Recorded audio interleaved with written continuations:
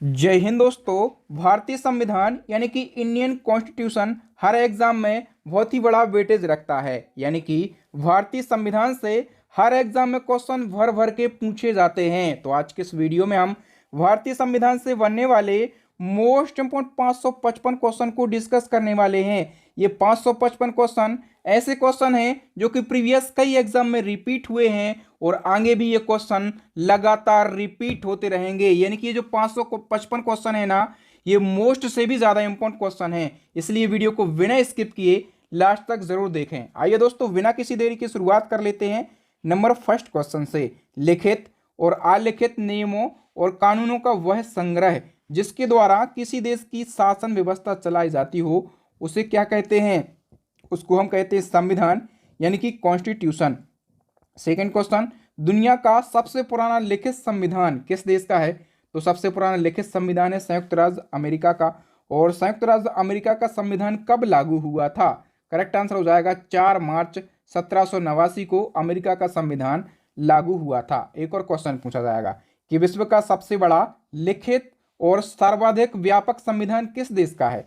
तो अपने देश भारत का सबसे बड़ा लिखित संविधान है। बताइए, भारत के संविधान के निर्माण हेतु सर्वप्रथम किस दल ने संविधान सभा का विचार प्रस्तुत किया था? तो सबसे पहले स्वराज दल ने। और 1924 में संविधान निर्माण के लिए संविधान सभा का विचार प्रस्तुत किया था। स्वराज दल की बात करें तो इसकी स्थापना कब और किसने करी थी? तो 1 जनवरी 1923 को CR दास और मोतीलाल नेहरू ने इसकी स्थापना करी थी। नेक्स्ट क्वेश्चन है, संविधान सभा के गठन का व्यक्तिगत रूप से विचार सर्वप्रथम किस व्यक्ति ने दिया था? तो मानवेंद्र नाथ राय ने दिया था। इनको शॉर्ट में MN राय कहा जाता है। भारतीय राष्ट्रीय कांग्रेस ने पहली बार कब संविधान के निर्माण के लिए आधिकारिक रूप से संविधान सभा के गठन की मांग करी? तो 1935 में करी थी। ये घोषणा किसने की थी कि संविधान का निर्माण वयस्क मताधिकार के आधार पर चुनी गई संविधान सभा करेगी? तो ये घोषणा जो है ये पंडित जवाहरलाल नेहरू ने करी थी। नेक्स्ट क्वेश्चन, संविधान निर्माण के उद्देश्य से क्रिप्स मिशन कब भारत आया? तो क्रिप्स मिशन 22 मार्च 1942 को भारत आया। और इसका नेतृत्व किसने किया? स्टैफोर्ड क्रिप्स ने इसका नेतृत्व किया। और किसने क्रिप्स मिशन को डूबते हुए बैंक का उत्तर दिनांकित चेक कहकर अस्वीकृत कर दिया था? तो महात्मा गांधी जी ने। ठीक है, याद रखना, पोस्ट डेटेड चेक कहा था महात्मा गांधी जी ने क्रिप्स मिशन को। संविधान निर्माण करने वाली संविधान सभा का गठन किस मिशन की स्तुति के आधार पर किया गया? कैबिनेट मिशन की। ठीक है, और कैबिनेट मिशन दिल्ली कब पहुंचा? तो 24 मार्च 1946 को पहुंचा। ठीक है, नेक्स्ट क्वेश्चन है, कैबिनेट मिशन को किस ब्रिटिश प्रधानमंत्री ने भारत भेजने की घोषणा की थी? तो ब्रिटिश PM क्लाइमेट इटली ने। कब घोषणा करी थी? तो 15 जनवरी 1946 को। ठीक है, कैबिनेट मिशन में कितने सदस्य थे? 3 सदस्य थे। एक तो स्टैफोर्ड क्रिप्स थे, ये नेतृत्व ही कर रहे थे। दूसरे पैथिक लॉरेंस और AB अलेक्जेंडर। संविधान सभा के सदस्यों की कुल संख्या कितनी निश्चित की गई थी? तो 389 निश्चित करी गई थी। और इन 389 में से 292 जो हैं ये ब्रिटिश प्रांतों के प्रतिनिधि, देशी रियासतों के प्रतिनिधि कितने थे? 93।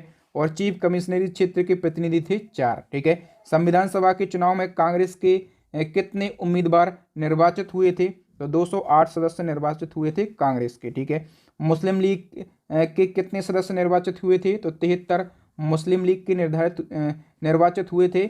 और संविधान सभा में महिला सदस्यों की संख्या पूछी जाए तो कितनी थी? 15 थी। संविधान सभा के सदस्यों में ST के सदस्यों की संख्या कितनी थी? ST के सदस्यों की संख्या 33 थी। वहीं संविधान सभा की पहली बैठक की हम बात करें तो 9 दिसंबर 1946 को और नई दिल्ली में संविधान सभा की पहली बैठक होती है। और पहली बैठक में संविधान सभा का प्रथम अस्थायी अध्यक्ष जो है ये सबसे बुजुर्ग व्यक्ति डॉक्टर सच्चिदानंद सिन्हा को चुना जाता है। और भारत की ऐसी कौन सी देशी रियासत थी जिसके प्रतिनिधि संविधान सभा में सम्मिलित नहीं हुए थे? तो हैदराबाद रियासत के प्रतिनिधि सम्मिलित नहीं हुए थे। संविधान सभा की दूसरी बैठक कब होती है? ठीक 2 दिन बाद होती है। कब? 11 दिसंबर 1946 को। और दूसरी बैठक में संविधान सभा के जो स्थायी अध्यक्ष हैं या फिर प्रथम स्थायी अध्यक्ष ये डॉक्टर राजेंद्र प्रसाद को चुन लिया जाता है। और इसी के साथ संविधान सभा के पहले उपाध्यक्ष भी चुन लिए जाते हैं। पहले उपाध्यक्ष कौन बने थे संविधान सभा के? तो HC मुखर्जी बने थे। ओके, और दोस्तों मैं आपको बार बार बोलता हूँ, एक बार फिर बोलता हूँ, यदि जिस जिस प्रकार से हम यहाँ पर इंडियन कॉन्स्टिट्यूशन के मोस्ट इंपॉर्टेंट क्वेश्चन को पढ़ रहे हैं, यदि आप सारे इंपॉर्टेंट क्वेश्चन को पढ़ना चाहते हैं सारे सब्जेक्ट के, चाहे वो world geography, Indian geography, Indian history, Indian constitution, Indian economy, science और कंप्यूटर जीके, सारे सब्जेक्ट पढ़ना चाहते हैं, तो इसके लिए हमारी स्टैटिक जीके की रामबाण ई बुक लॉन्च हो गई है। इस ई बुक के अंदर आपको सारे सब्जेक्ट मिल जाएंगे। टोटल 5,000 से ज़्यादा बार बार रिपीट होने वाले क्वेश्चन आपको इस ई बुक के अंदर देखने के लिए मिलेंगे।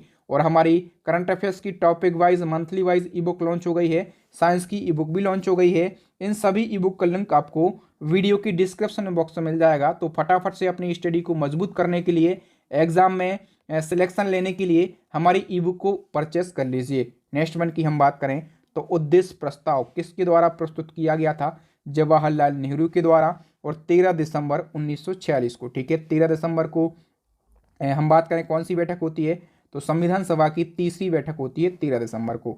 संविधान सभा के प्रांतीय और देशी रियासतों के कितनी लाख की आबादी पर एक प्रतिनिधि को चुना गया? तो 10 लाख की आबादी पर एक प्रतिनिधि को चुना गया। संविधान सभा ने उद्देश्य प्रस्ताव को कब स्वीकृत किया? तो 22 जनवरी 1947 को स्वीकृत किया। ठीक है, और संविधान सभा का संवैधानिक सलाहकार किससे नियुक्त किया गया? BN राय के लिए। संविधान सभा के प्रारूप समिति के अध्यक्ष कौन थे? प्रारूप समिति यानी कि ड्राफ्टिंग कमेटी के जो चेयरमैन थे ये डॉक्टर साहब BR अम्बेडकर थे। संविधान सभा के प्रांतीय समिति के अध्यक्ष कौन थे? तो सरदार वल्लभ भाई पटेल थे। ठीक है, और संविधान सभा की जो संघ शक्ति समिति है इसके अध्यक्ष पंडित जवाहरलाल नेहरू। और संविधान सभा के मौलिक अधिकार एवं अल्पसंख्यकों संबंधी परामर्श समिति के अध्यक्ष कौन थे? सरदार वल्लभ भाई पटेल। और हम बात करें कि राष्ट्रध्वज संबंधी जो तदर्भ समिति इसके अध्यक्ष थे डॉक्टर राजेंद्र प्रसाद। नेक्स्ट है संविधान सभा के मौलिक अधिकार उप समिति के अध्यक्ष कौन थे? तो मौलिक अधिकार उप समिति के अध्यक्ष थे JB कृपलानी। देश के विभाजन के बाद संविधान सभा का पुनर्गठन किया गया तो संविधान सभा के सदस्यों की संख्या कितनी थी? संविधान सभा के पुनर्गठन के बाद सदस्यों की संख्या थी 299। संविधान के निर्माण में कुल कितना समय लगा? ये क्वेश्चन पूछा जाता है। तो 2 साल 11 दिन 18 महीने का समय लगा था संविधान बनाने में, यानी कि 12 दिन कम पूरे 3 साल लगे थे संविधान का निर्माण करने में। संविधान सभा के में कुल कितनी बैठकें हुई थी? तो टोटल 12 बैठकें हुई थी। ठीक है, संविधान के निर्माण में कुल कितने रुपए का खर्च आया? तो खर्च की बात करें 63,96,729 रुपये का खर्च आया था संविधान को बनाने में। नेक्स्ट क्वेश्चन है संविधान सभा के द्वारा संविधान को कब पारित किया गया? तो 26 नवंबर 1949 को संविधान पारित किया गया। ठीक है, या फिर ये पूछा जाए कि संविधान अंगीकृत कब किया गया? भारतीय संविधान तो अंगीकृत किया गया 26 नवंबर 1949 को। 26 नवंबर 1949 ईस्वी में संविधान के कितने अनुच्छेद को लागू किया गया? तो 15 अनुच्छेद को लागू किया गया। ओके, और संविधान की अंतिम बैठक कब होती है? अंतिम बैठक यानी कि 12वीं बैठक, टोटल 12 बैठकें हुई हैं तो अंतिम बैठक होती है 24 जनवरी 1950 को। ठीक है, और 24 जनवरी 1950 को संविधान सभा द्वारा किस व्यक्ति को भारत का प्रथम राष्ट्रपति चुन लिया जाता है? तो डॉक्टर राजेंद्र प्रसाद को प्रथम राष्ट्रपति चुन लिया जाता है। नेक्स्ट क्वेश्चन है संविधान सभा द्वारा राष्ट्रध्वज को कब अपनाया गया? राष्ट्रध्वज को अपनाया गया 22 जुलाई 1947 को। और संविधान सभा के द्वारा राष्ट्रगान को अपनाया गया 24 जनवरी 1950 को। पाकिस्तान के लिए पृथक संविधान की घोषणा कब की गई? तो 26 जुलाई 1947 को। भारत के संविधान को पूर्णतः कब लागू किया गया? तो पूर्णतः लागू किया गया 26 जनवरी 1950 को। ओके, नेक्स्ट हमारा क्वेश्चन है 26 जनवरी 1950 को नवनिर्मित संविधान में कितने अनुच्छेद और कितने भाग थे? तो जब संविधान बनकर तैयार हुआ तो मूल संविधान में 395 अनुच्छेद, 22 भाग और 8 अनुसूचियां थीं। लेकिन हम वर्तमान की बात करें तो 470 अनुच्छेद हैं, 25 भाग हैं और 12 अनुसूचियां हैं। ओके, भारत किस वर्ष राष्ट्रमंडल का सदस्य देश बना? तो मई 1949 में। स्वतंत्र भारत के प्रथम राष्ट्रमंडल तथा विदेशी मामलों के मंत्री कौन थे? करेक्ट आंसर हो जाएगा जवाहरलाल नेहरू। नेक्स्ट क्वेश्चन है भारत के प्रथम प्रधानमंत्री कौन चुने गए थे? तो प्रथम प्रधानमंत्री चुने गए थे पंडित जवाहरलाल नेहरू। जवाहरलाल नेहरू प्रथम बार भारत के प्रधानमंत्री कब बने थे? तो 15 अगस्त 1947 को बने थे। भारत के सबसे ज्यादा अवधि तक प्रधानमंत्री कौन रहे? तो जवाहरलाल नेहरू। इनके कार्यकाल की बात करें तो 1947 से 1964 तक ये भारत के प्रधानमंत्री रहे। पंडित जवाहरलाल नेहरू को भारत रत्न से कब नवाजा गया? तो नेहरू जी को 7 सितंबर 1955 में भारत रत्न दिया गया था। नेक्स्ट क्वेश्चन, नेहरू का प्रधानमंत्री के रूप में कार्यकाल कितने समय का रहा? तो 16 साल 9 महीने 12 दिन का इनका कार्यकाल रहा। स्वतंत्र भारत के प्रथम गृह मंत्री कौन थे? सरदार वल्लभ भाई पटेल स्वतंत्र भारत के पहले गृह मंत्री थे। और वल्लभ भाई पटेल को सरदार की उपाधि किस आंदोलन के बाद मिली थी? तो इनको बारदौली सत्याग्रह या फिर बारदौली आंदोलन हुआ था 1928 में। तब बारदौली की महिलाओं के कहने पर महात्मा गांधी जी ने सरदार वल्लभ भाई पटेल को सरदार की उपाधि दी थी। बारदौली की महिलाओं के कहने पर गांधी जी ने इनको ये उपाधि दी थी। लौह पुरुष किसको कहा जाता है? तो सरदार वल्लभ भाई पटेल को लौह पुरुष कहा जाता है। सभी देशी रियासतों को भारत में मिलाने का श्रेय किसे दिया जाता है? तो ये भी पटेल साहब को दिया जाता है। स्वतंत्र भारत के प्रथम शिक्षा मंत्री कौन थे? तो डॉक्टर मौलाना अबुल कलाम आजाद थे। और प्रत्येक वर्ष डॉक्टर मौलाना अबुल कलाम आजाद के जन्म दिवस के अवसर पर कौन सा दिवस मनाया जाता है? राष्ट्रीय शिक्षा दिवस मनाया जाता है। कब मनाया जाता है? 11 नवंबर को राष्ट्रीय शिक्षा दिवस मनाया जाता है। स्वतंत्र भारत के प्रथम रेल मंत्री कौन थे? Doctor John Mathai. Next question, rail budget को आम बजट से कब अलग किया गया था? तो 1924 में किया गया था। और ये पूछा जाएगा कि रेल बजट को आम बजट से कब किस समिति की सिफारिश पर किया गया? तो एक वर्ष समिति की सिफारिश पर किया गया। स्वतंत्र भारत के प्रथम खाद्य एवं कृषि मंत्री कौन थे? डॉक्टर राजेंद्र प्रसाद। स्वतंत्र भारत के प्रथम कानून मंत्री कौन थे? डॉक्टर भीमराव अंबेडकर। भारतीय संविधान का पिता किसको कहा जाता है? अंबेडकर साहब को कहा जाता है। महात्मा गांधी और डॉक्टर भीमराव अंबेडकर के बीच में कौन सा समझौता हुआ था? पूना समझौता, या फिर इसको पूना पैक्ट के नाम से भी जाना जाता है। पूना पैक्ट कब हुआ था? 1932 में, ठीक है। और स्वतंत्र भारत के प्रथम श्रम मंत्री थे जगजीवन राम। जगजीवन राम की समाधि स्थल का क्या नाम है? तो करेक्ट आंसर हो जाएगा समता स्थल। स्वतंत्र भारत के प्रथम रक्षा मंत्री कौन थे? सरदार बलदेव सिंह। और स्वतंत्र भारत की प्रथम स्वास्थ्य मंत्री थी राजकुमारी अमृता कौर। नेक्स्ट है, भारत के प्रथम वाणिज्य मंत्री थे CH भाभा। और भारत के प्रथम वित्त मंत्री थे RK षणमुखम शेट्टी। और प्रथम उद्योग और आपूर्ति मंत्री कौन थे? तो डॉक्टर श्यामा प्रसाद मुखर्जी थे। संविधान सभा के सभी समितियों में सबसे महत्वपूर्ण समिति कौन थी? ड्राफ्टिंग कमेटी, यानी कि जो प्रारूप समिति है जिसके अध्यक्ष डॉक्टर अंबेडकर साहब थे, ये सबसे महत्वपूर्ण समिति थी। नेक्स्ट है, प्रारूप समिति का गठन कब हुआ था? 29 अगस्त 1947 को। और किसकी अध्यक्षता में? तो अंबेडकर साहब की अध्यक्षता में प्रारूप समिति का गठन किया गया था। संविधान सभा में किस दिन पहली बार भारतीय संविधान को पढ़ा गया? तो भारतीय संविधान को सबसे पहले पढ़ा गया था 4 नवंबर 1948 को। और पहली बार किस दिन पूर्ण स्वराज्य दिवस मनाया गया? तो 26 जनवरी 1930 को पहली बार पूर्ण स्वराज्य दिवस मनाया गया। बताइए, भारतीय संविधान के लागू होने के साथ किस अधिनियम को समाप्त कर दिया गया? तो जैसे ही संविधान लागू हुआ, सबसे पहले भारत शासन अधिनियम 1935 को समाप्त किया गया और भारतीय स्वतंत्रता अधिनियम 1947 को समाप्त किया गया। किस व्यक्ति ने संविधान सभा को हिंदुओं का निकाय कहा है? तो लॉर्ड स्काउट ने संविधान को हिंदुओं का निकाय कहा है। संविधान ने किस जानवर को प्रतीक यानी कि मुहर के रूप में अपनाया था? करेक्ट आंसर हो जाएगा हाथी को। नेक्स्ट है, मूल संविधान का सौंदर्यीकरण और सजावट किसके द्वारा की गई? तो सौंदर्यीकरण और सजावट की गई नंदलाल बोस के द्वारा। भारतीय संविधान का अधिकांश ढांचा किस अधिनियम से लिया गया? तो भारत अधिनियम 1935 से संविधान का अधिकांश ढांचा लिया गया है। भारतीय संविधान की प्रस्तावना या फिर प्रस्तावना को उद्देशिका भी बोलते हैं। तो उद्देशिका को किसने प्रस्तुत किया था? देश के पहले प्रधानमंत्री जवाहरलाल नेहरू ने। नेक्स्ट क्वेश्चन, संविधान सभा में जवाहरलाल नेहरू के द्वारा उद्देश्य प्रस्ताव कब प्रस्तुत किया गया? ये क्वेश्चन भी पूछा जाता है। तो 13 दिसंबर 1946 को। संविधान सभा की उद्देशिका में अब तक कितनी बार संशोधन किया गया है? तो केवल एक बार उद्देशिका में संशोधन किया गया है। संविधान की कुंजी किसको कहा जाता है? तो संविधान की प्रस्तावना या फिर उद्देशिका को संविधान की कुंजी कहा जाता है। किसने प्रस्तावना को संविधान की आत्मा कहा है? तो ठाकुरदास भार्गव ने प्रस्तावना को संविधान की आत्मा कहा है। और ये जो फैक्ट है ना, ये कई बार पूछा गया फैक्ट है। नेक्स्ट क्वेश्चन है, किसने प्रस्तावना को पहचान पत्र कहा है? तो N.A. पाखलीवाला ने प्रस्तावना को पहचान पत्र कहा है। संविधान को एक पवित्र दस्तावेज किसने कहा है? तो बी आर अम्बेडकर साहब ने। किसने प्रस्तावना को संविधान की जन्म कुंडली कहा है? K.M. मुंशी ने। प्रस्तावना में कितने प्रकार की स्वतंत्रता की चर्चा की गई है? तो प्रस्तावना में 5 प्रकार की स्वतंत्रता की चर्चा करी गई है। वो 5 प्रकार की स्वतंत्रता कौन कौन सी हैं? एक तो विचार की स्वतंत्रता, अभिव्यक्ति की स्वतंत्रता, विश्वास की स्वतंत्रता, धर्म की स्वतंत्रता और उपासना की स्वतंत्रता। और इसी प्रकार से पूछा जाएगा कि प्रस्तावना में कितने प्रकार के न्याय की चर्चा करी गई है। तो न्याय पूछा जाए तो 3 प्रकार के न्याय की चर्चा करी गई है प्रस्तावना में। एक सामाजिक न्याय, आर्थिक न्याय और राजनीतिक न्याय। नेक्स्ट क्वेश्चन है, किस केस या फिर वाद के फैसले में सर्वोच्च न्यायालय ने सर्वप्रथम घोषित किया कि उद्देश्य का संविधान का हिस्सा नहीं है?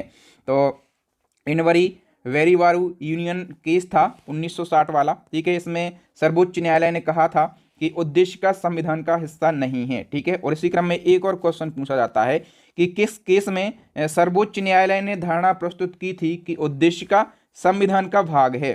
तो SR Mumbai versus union of India case में संविधान ने कहा था कि उद्देश्य का संविधान का भाग है।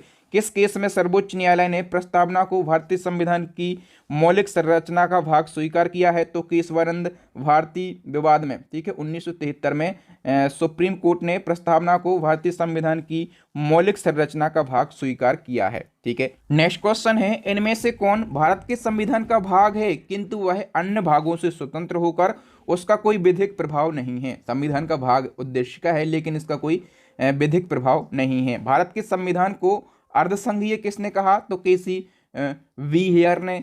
नेक्स्ट है, भारत के संविधान की प्रस्तावना किन शब्दों से शुरू होती है? तो भारत की जो संविधान की प्रस्तावना है ये शुरू होती है हम भारत के लोग। संविधान की प्रस्तावना के अनुसार भारत किस प्रकार का राष्ट्र है? तो भारत एक धर्मनिरपेक्ष राष्ट्र है। संविधान की प्रस्तावना में समाजवादी, पंथनिरपेक्ष और राष्ट्र की अखंडता शब्द किस अधिनियम के तहत जोड़े गए? करेक्ट आंसर हो जाएगा 42वां संविधान संशोधन 1976 के द्वारा समाजवादी, पंथनिरपेक्ष और अखंडता शब्द जोड़े गए थे। ऐसा याद रखो, SPA सपा। ठीक है, समाजवादी, पंथनिरपेक्ष और अखंडता शब्द जोड़े गए थे 42वां संविधान संशोधन के द्वारा। कौन सा संविधान संशोधन लघु संविधान या फिर मिनी संविधान कहा जाता है? तो 42वें संविधान संशोधन को मिनी कॉन्स्टिट्यूशन या फिर लघु संविधान कहा जाता है। भारत के संविधान में प्रस्तावना की अवधारणा किस देश से प्रेरित होकर ली गई है? तो प्रस्तावना की अवधारणा ली गई है संयुक्त राज्य अमेरिका से प्रेरित होकर। ठीक है, और एक और क्वेश्चन पूछा जाएगा, प्रस्तावना की अवधारणा तो अमेरिका से ली गई है लेकिन प्रस्तावना की भाषा किस देश से ली गई है? तो ये ऑस्ट्रेलिया से ली गई है। ठीक है, और प्रस्तावना में संविधान की शक्ति के स्रोत के रूप में किसे दर्शाया गया है? तो प्रस्तावना में संविधान की शक्ति के स्रोत के रूप में दर्शाया गया है भारत की जनता को सामाजिक न्याय, आर्थिक न्याय और राजनीतिक न्याय। संविधान में कहाँ अंकित हैं? तो मैंने बताया था कि प्रस्तावना में 3 प्रकार के न्याय की चर्चा करी गई है, वो है सामाजिक न्याय, आर्थिक न्याय और राजनीतिक न्याय। ये भारत संविधान की प्रस्तावना में दिए गए हैं। यह कथन किसका है कि प्रस्तावना संविधान की जन्म कुंडली है? तो KM मुंशी का ये कथन है। नेक्स्ट वन की यदि हम बात करें तो प्रस्तावना में स्वतंत्रता, समानता और बंधुत्व के आदर्शों को किस क्रांति से लिया गया? करेक्ट आंसर हो जाएगा फ्रांस की क्रांति। प्रस्तावना में किया गया एकमात्र संशोधन कौन सा है? तो 42वां संविधान संशोधन किया गया था प्रस्तावना में।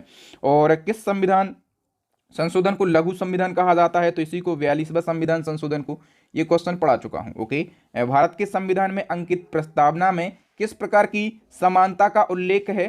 तो प्रतिष्ठा और अवसर की समानता का। केशवानंद भारतीय केस का संबंध संविधान के किस भाग से है? करेक्ट आंसर हो जाएगा प्रस्तावना से। किस केस के बाद न्यायालय ने प्रस्तावना को संविधान का मूल ढांचा माना है? तो यही केशवानंद भारती केस के बाद में। भारतीय संविधान में लोकतंत्र का उल्लेख कहाँ पर किया गया है? लोकतंत्र का उल्लेख भी प्रस्तावना में मिलेगा। भारतीय संविधान की प्रस्तावना में देश का क्या नाम उल्लेखित है? तो प्रस्तावना में भारत और इंडिया नाम का उल्लेख है? बताइए। संविधान की प्रस्तावना में संशोधन करने की शक्ति किस संस्था में निहित है?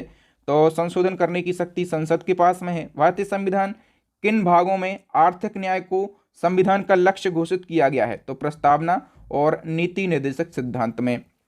नेक्स्ट, प्रस्तावना में कितने प्रकार की स्वतंत्रता का उल्लेख है? तो 5 प्रकार की मैंने बता दिया। मौलिक अधिकार, संविधान की सर्वोच्चता तथा न्यायपालिका की स्वतंत्रता किस देश के संविधान से लिए गए हैं? करेक्ट आंसर हो जाएगा संयुक्त राज्य अमेरिका के संविधान से। राष्ट्रपति के निर्वाचन और उस पर महाभियोग, उपराष्ट्रपति और उच्चतम न्यायालय के न्यायाधीशों को पद से हटाने की विधि किस देश के संविधान से लिए गए हैं? करेक्ट आंसर हो जाएगा अमेरिका के संविधान से। बताइए, भारत के संविधान में वित्तीय आपातकाल का प्रावधान कहां से लिया गया है? अमेरिका से। भारत में संसदीय शासन प्रणाली तथा एकल नागरिकता का प्रावधान लिया गया है ब्रिटेन से, और विधि निर्माण प्रक्रिया ली गई है ब्रिटेन के संविधान से, और जो नीति निर्देशक सिद्धांत हैं ये आयरलैंड के संविधान से लिए गए हैं। ओके, नेक्स्ट है, केंद्र तथा राज्यों के बीच शक्तियों का बंटवारा, ये ऑस्ट्रेलिया के संविधान से लिया गया है। भारतीय संविधान में प्रस्तावना की भाषा तथा समवर्ती सूची का प्रावधान ऑस्ट्रेलिया के संविधान से लिया गया है। आपातकाल उपबंध और आपातकाल के समय राष्ट्रपति को मौलिक अधिकार संबंधी शक्तियां, ये जर्मनी के संविधान से लिए गए हैं। नेक्स्ट क्वेश्चन है, भारतीय संविधान में मौलिक कर्तव्य और पंचवर्षीय योजना का प्रावधान किस देश से लिया गया? तो मौलिक कर्तव्य और पंचवर्षीय योजना का प्रावधान दोनों रूस से लिए गए हैं। अच्छा, मौलिक कर्तव्य तो रूस से लिए गए हैं, लेकिन यदि मौलिक अधिकार पूछा जाए, ठीक है, तो अधिकार कहाँ से लिया गया है? तो अधिकार लिया गया है अमेरिका से। आ से अधिकार, आ से अमेरिका। संघात्मक व्यवस्था और अपशिष्ट शक्तियों का केंद्र के पास होना, ये प्रावधान लिया गया है कनाडा के संविधान से। संविधान संशोधन की प्रक्रिया, मोस्ट इंपॉर्टेंट है, संविधान संशोधन की प्रक्रिया कहाँ से ली गई है? दक्षिण अफ्रीका के संविधान से ली गई है। दोस्तों मैं आपको बता दूं, बहुत सारे बच्चे कमेंट करते हैं कि सर आप हिस्ट्री का वीडियो डालिए, आप प्राचीन इतिहास का वीडियो डालिए, आधुनिक इतिहास का डालिए, या फिर मध्यकालीन इतिहास का डालिए, या फिर ज्योग्राफी का डालिए, या फिर इकोनॉमी का डालिए। तो मैं आपको बता दूं कि जितने भी सब्जेक्ट हैं सभी सब्जेक्ट पर हम मैराथन वीडियो अपलोड कर चुके हैं, और हर एक मैराथन वीडियो में आपको 500 से ज़्यादा क्वेश्चन देखने के लिए मिल जाएंगे। आपको subject wise marathon playlist visit करना है, ठीक है, प्लेलिस्ट विजिट करना है आपको, वहाँ पर लिखा होगा सब्जेक्ट वाइज मैराथन, ठीक है, और ये सारे वीडियो आपको एक ही प्लेलिस्ट में देखने के लिए मिल जाएंगे कम समय में। यदि आपको सारा स्टैटिक जीके पढ़ना है तो आप हमारी इस प्लेलिस्ट को ज़रूर देखिए। ओके, और यदि आप ये सारे क्वेश्चन, सारे सब्जेक्ट के क्वेश्चन पीडीएफ फॉर्मेट में प्राप्त करना चाहते हैं तो हमारी ई बुक को परचेस कर लीजिए। स्टैटिक जीके की सभी सब्जेक्ट के सारे क्वेश्चन आपको मिल जाएंगे और आप कम समय में क्विक रिवीजन कर सकते हैं। चलिए नेक्स्ट वन की बात करें तो संविधान के किस संशोधन के द्वारा दिल्ली को राष्ट्रीय राजधानी क्षेत्र का दर्जा दिया गया? क्वेश्चन का लेवल देख के आप समझ पा रहे होंगे कि क्वेश्चन कितने ज़्यादा महत्वपूर्ण हैं। तो दिल्ली को राष्ट्रीय राजधानी क्षेत्र का दर्जा दिया गया 69वां संविधान संशोधन के द्वारा, और 1991 में संघ व राज्य तथा केंद्र शासित प्रदेशों का उल्लेख किस अनुसूची में मिलता है? तो पहली अनुसूची में। भारत के विभिन्न उच्च पदाधिकारियों के वेतन, भत्ते और पेंशन का उल्लेख किस अनुसूची में किया गया है? दूसरी अनुसूची में। नेक्स्ट क्वेश्चन है, विभिन्न पदाधिकारियों के शपथ ग्रहण का उल्लेख कहां पर किया गया है? तो पदाधिकारियों की शपथ संबंधी उल्लेख जो है तीसरी अनुसूची में किया गया है। संघ सूची, राज्य सूची और समवर्ती सूची में क्या उल्लेखित है? तो केंद्र और राज्य के बीच में शक्तियों का बंटवारा। संघ, राज्य और समवर्ती सूचियां किस अनुसूची के अंतर्गत आती हैं? तो 7वीं अनुसूची के अंतर्गत। 8वीं अनुसूची में क्या दिया गया है? तो 8वीं अनुसूची में भारत की 22 भाषाएं दी गई हैं। ओके, और दल बदल की बात करें तो दल बदल संबंधी प्रावधान किया गया है 10वीं अनुसूची में। और 10वीं अनुसूची को संविधान में कब जोड़ा गया? तो 52वें संविधान संशोधन के द्वारा 1985 में। पंचायती राज से संबंधित प्रावधान किस अनुसूची में दिए गए हैं? 11वीं अनुसूची में। और 11वीं अनुसूची को संविधान में कौन सा संशोधन करके जोड़ा गया? तो 11वीं अनुसूची को 73वां संविधान संशोधन 1993 के द्वारा जोड़ा गया था। ठीक है, और पंचायती राज व्यवस्था में कितने विषयों का उल्लेख मिलता है? 29 विषयों का। भारत में स्थानीय स्वशासन का पिता किसको कहा जाता है? लॉर्ड रिपन को कहा जाता है। स्वतंत्र भारत में पंचायती राज व्यवस्था का शुभारंभ कब किया गया? 2 अक्टूबर 1959 को। भारत के किस प्रधानमंत्री के द्वारा भारत में पंचायती राज व्यवस्था को शुरू किया गया? तो पंडित जवाहरलाल नेहरू के द्वारा। बताइए पंचायती राज व्यवस्था सबसे पहले किस राज्य में शुरू हुई? तो सबसे पहले राजस्थान में। और राजस्थान की किस तहसील में? तो राजस्थान की नागौर तहसील में। पंचायती राज व्यवस्था के त्रिस्तरीय ढांचे का प्रावधान किस समिति की सिफारिशों के आधार पर किया गया? तो बलवंत राय मेहता समिति की सिफारिशों पर। ठीक है। और वर्तमान समय में किन राज्यों में पंचायती राज व्यवस्था लागू नहीं है? तो नागालैंड, मेघालय और मिजोरम, इन 3 राज्यों में पंचायती राज व्यवस्था लागू नहीं है। ये क्वेश्चन पूछा जाता है। नेक्स्ट क्वेश्चन है पंचायती राज व्यवस्था के 3 स्तर कौन हैं? करेक्ट आंसर हो जाएगा ग्राम पंचायत, पंचायत समिति और जिला परिषद। शहरी क्षेत्रों के स्थानीय स्वशासन के लिए किस अनुसूची में नगर पालिकाओं का प्रावधान है? तो नगर पालिकाओं का जो प्रावधान है ये 12वीं अनुसूची में मिलेगा। भारतीय संविधान में 12वीं अनुसूची को किस संवैधानिक संशोधन के तहत जोड़ा गया? तो 74वें संविधान संशोधन के द्वारा और 1993 में। नेक्स्ट क्वेश्चन है 12वीं अनुसूची में नगर पालिकाओं से संबंधित कितने विषय प्रदान किए गए हैं? 18 विषय। वर्तमान में संघ सूची में कितने विषय हैं? 100 विषय हैं। और राज्य सूची में 61 विषय हैं। समवर्ती सूची में 52 विषय हैं। किस सूची में दिए गए विषयों पर केंद्र और राज्य दोनों सरकारें कानून बना सकती हैं? तो समवर्ती सूची पर राज्य और केंद्र दोनों सरकारें कानून बना सकती हैं। अनुसूचित जाति और जनजाति के प्रशासन और नियंत्रण के बारे में कौन सी अनुसूची में उल्लेख मिलता है? तो 5वीं अनुसूची में। असम, मेघालय, त्रिपुरा और मिजोरम राज्य के जनजातीय क्षेत्रों के प्रशासन के बारे में किस अनुसूची में विवरण मिलता है? तो ये मिलता है 6वीं अनुसूची में। संविधान लागू होने के समय 8वीं अनुसूची में कितनी भाषाओं को शामिल किया गया था? तो जब संविधान लागू हुआ था उस समय मूल संविधान में 14 भाषाएं थीं। ठीक है। लेकिन वर्तमान में कितनी भाषाएं हैं? वर्तमान में 22 भाषाएं हैं। ठीक है। तो क्वेश्चन ये पूछा जाए कि सिंधी भाषा को किस संविधान संशोधन के तहत 8वीं अनुसूची में जोड़ा गया? तो 21वां संविधान संशोधन करके 1967 में। कोंकणी, मणिपुरी तथा नेपाली भाषा को किस संविधान संशोधन के तहत 8वीं अनुसूची में जोड़ा गया? करेक्ट आंसर हो जाएगा 71वां संविधान संशोधन करके। इसी प्रकार से मैथिली, संताली, डोंगरी, बोडो और बोडो को किस संविधान संशोधन के द्वारा 8वीं अनुसूची में जोड़ा गया? तो 92वां संविधान संशोधन के द्वारा। ठीक है।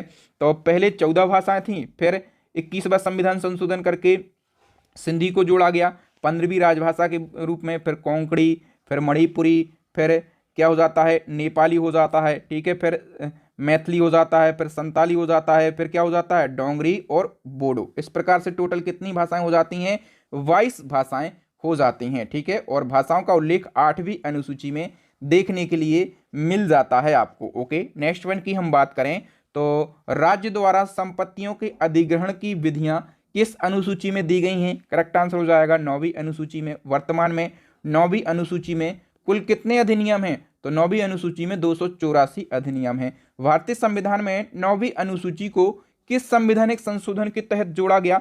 तो 9वीं अनुसूची जोड़ी गई थी पहला संविधान संशोधन करके। और यह क्वेश्चन डायरेक्टली पूछा जाता है कि संविधान में पहला संशोधन कब किया गया था? 1951 में पहला संशोधन हुआ था संविधान में और 9वीं अनुसूची को जोड़ा गया था। स्वतंत्र भारत में भाषा के आधार पर गठित होने वाला पहला राज्य, तो भाषा के आधार पर गठित होने वाला पहला राज्य आंध्र प्रदेश। इसका गठन 1 अक्टूबर 1953 में किया गया था। बताइए भाषा के आधार पर राज्य पुनर्गठन के लिए किसकी अध्यक्षता में 4 सदस्यीय आयोग की नियुक्ति की गई थी? तो एस के धर की अध्यक्षता में 1953 में गठित राज्य पुनर्गठन आयोग के अध्यक्ष बनाए गए थे फजल अली। और भारत में क्षेत्रीय परिषद का गठन किया गया था किसके द्वारा किया जाता है? राष्ट्रपति के द्वारा। राष्ट्रपति द्वारा गठित क्षेत्रीय परिषद का अध्यक्ष कौन होता है? तो केंद्रीय गृह मंत्री होता है। बताइए 1833 के चार्टर एक्ट के अंतर्गत परिषद के कुल 4 सदस्यों में कितने विधिक सदस्य होते थे? करेक्ट आंसर हो जाएगा 4 सदस्यों में 1 विधिक सदस्य होता था। किस अधिनियम के द्वारा भारतवासियों के लिए प्रशासन में कुछ हिस्सा लेना संभव हो गया था? तो चार्टर एक्ट 1833 के द्वारा। किस प्रथा को 1833 के चार्टर एक्ट के द्वारा भारत में अवैध घोषित किया गया? तो दास प्रथा को अवैध घोषित किया गया था। द्वितीय चार्टर एक्ट कब पारित हुआ? 1833 में। नेक्स्ट क्वेश्चन है किस अधिनियम के तहत बंगाल के गवर्नर जनरल को भारत का गवर्नर जनरल बना दिया और उन्हें सभी नागरिक और सैन्य शक्तियां प्रदान कर दी? तो करेक्ट आंसर हो जाएगा चार्टर अधिनियम 1833 के तहत। चार्टर अधिनियम 1833 के अंतर्गत कंपनी के किस अधिकार को पूरी तरह समाप्त कर दिया गया था? तो कंपनी के व्यापारिक अधिकार को समाप्त कर दिया गया था। कौन सा पहला अधिनियम था जिसने भारतीयों को देश के प्रशासन में हिस्सेदारी की अनुमति दी थी? तो ये 1833 का चार्टर अधिनियम था। कौन सा अधिनियम? ईस्ट इंडिया कंपनी को राजनीतिक और प्रशासनिक संस्थान में बदलने के लिए जिम्मेदार था। तो ये 1833 का चार्टर अधिनियम था। 1833 के चार्टर एक्ट के द्वारा विधायिका में कितने नए सदस्यों की वृद्धि की गई? तो विधायिका में 6 नए सदस्यों की वृद्धि की गई। किस एक्ट के अंतर्गत सेवाओं में महत्वपूर्ण पदों के लिए प्रतियोगी परीक्षाओं का आयोजन किया गया? तो 1833 का चार्टर एक्ट के अंतर्गत महत्वपूर्ण जो पद होते थे उनके लिए प्रतियोगी परीक्षाओं का आयोजन किया गया। ठीक है। चार्टर एक्ट 1853 के द्वारा निदेशक मंडल के सदस्यों की संख्या 24 से घटाकर कितनी कर दी गई? करेक्ट आंसर हो जाएगा 18। भारतीय सिविल सेवा यानी कि आईसीएस किस ब्रिटिश अधिनियम के द्वारा शुरू की गई थी? तो ये क्वेश्चन मोस्ट इंपोर्टेंट पूछा जाता है। भारतीय सिविल सेवा जो है ये 1833 का जो चार्टर एक्ट अधिनियम है इसी के द्वारा शुरू की गई थी। किस ब्रिटिश अधिनियम ने भारतीय विधान परिषद में स्थानीय प्रतिनिधित्व पेश किया? तो 1833 का चार्टर एक्ट अधिनियम ने।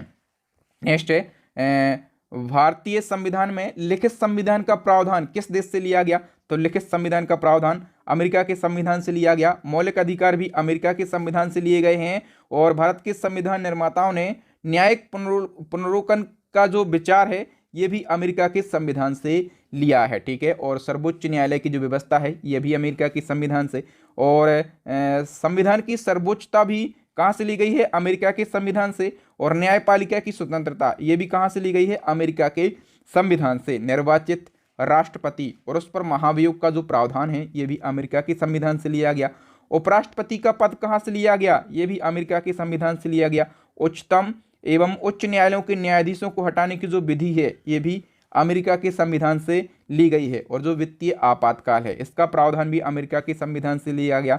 संविधान के संरक्षक के रूप में सर्वोच्च न्यायालय का अधिकार विश्व के किस संविधान से लिया गया? तो संविधान का संरक्षक सर्वोच्च न्यायालय होता है। ठीक है। और ये अवधारणा भी अमेरिका के संविधान से ली गई।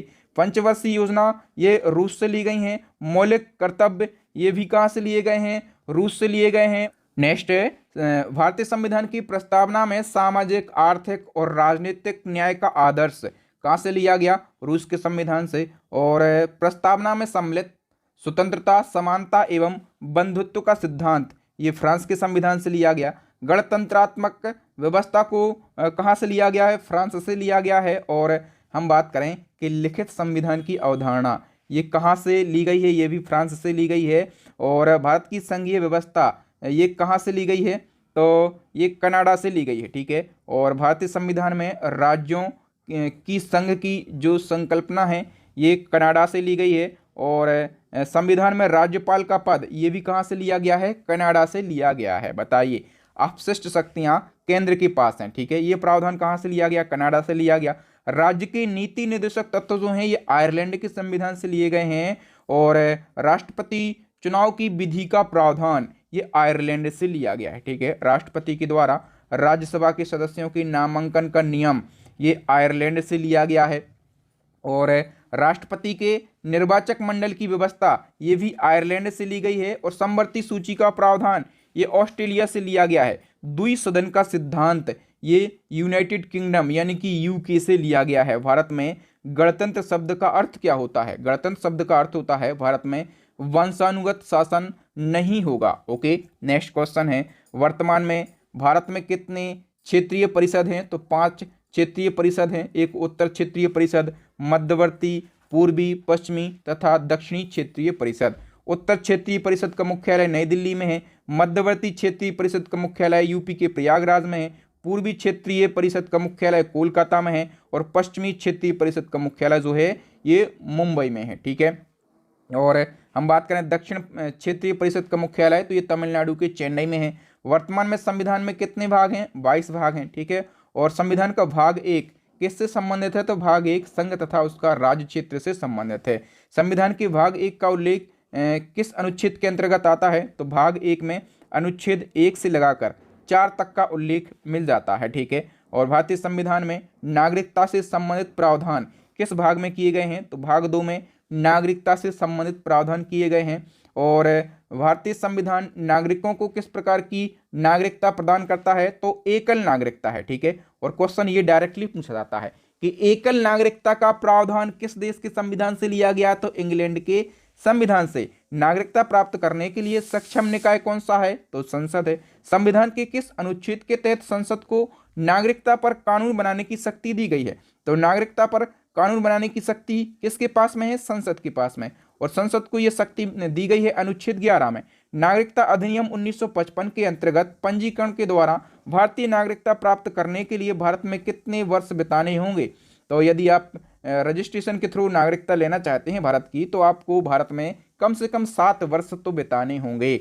नेक्स्ट क्वेश्चन है, भारतीय नागरिकता अधिनियम 1955 के अनुसार कितने आधारों पर नागरिकता दी जा सकती है, तो 5 आधारों पर भारत की नागरिकता दी जा सकती है। संविधान के किस भाग में मौलिक अधिकारों से संबंधित प्रावधान किए गए हैं, तो भाग 3 में आपको मौलिक अधिकार मिल जाएंगे। ठीक है, और संविधान के किस भाग को भारत का मैग्ना कार्टा कहा जाता है, मोस्ट से भी ज्यादा इंपॉर्टेंट क्वेश्चन है ये कि भारत का मैग्ना कार्टा किस भाग को कहा जाता है, भाग 3 को। और भाग 3 में आपको मौलिक अधिकार देखने के लिए मिलेंगे। संविधान के भाग 3 में कितने मौलिक अधिकार दिए गए, तो 6 मौलिक अधिकार दिए गए हैं भाग 3 में। राष्ट्रीय आपातकाल के दौरान कौन से मौलिक अधिकार स्वतः समाप्त हो जाते हैं, यदि राष्ट्रीय आपातकाल लगता है तो अनुच्छेद 20 और अनुच्छेद 21 में जो मौलिक अधिकार दिए गए हैं ये ऑटोमेटिकली समाप्त हो जाते हैं। संविधान में दिए गए मौलिक अधिकारों में संशोधन किसके द्वारा किया जाता है, तो मौलिक अधिकारों में संशोधन ये भी संसद के द्वारा। मौलिक अधिकारों का संरक्षण किसके द्वारा किया जाता है, तो सुप्रीम कोर्ट यानी कि सर्वोच्च न्यायालय के द्वारा। मौलिक अधिकारों का निलंबन कौन कर सकता है, राष्ट्रपति कर सकते हैं।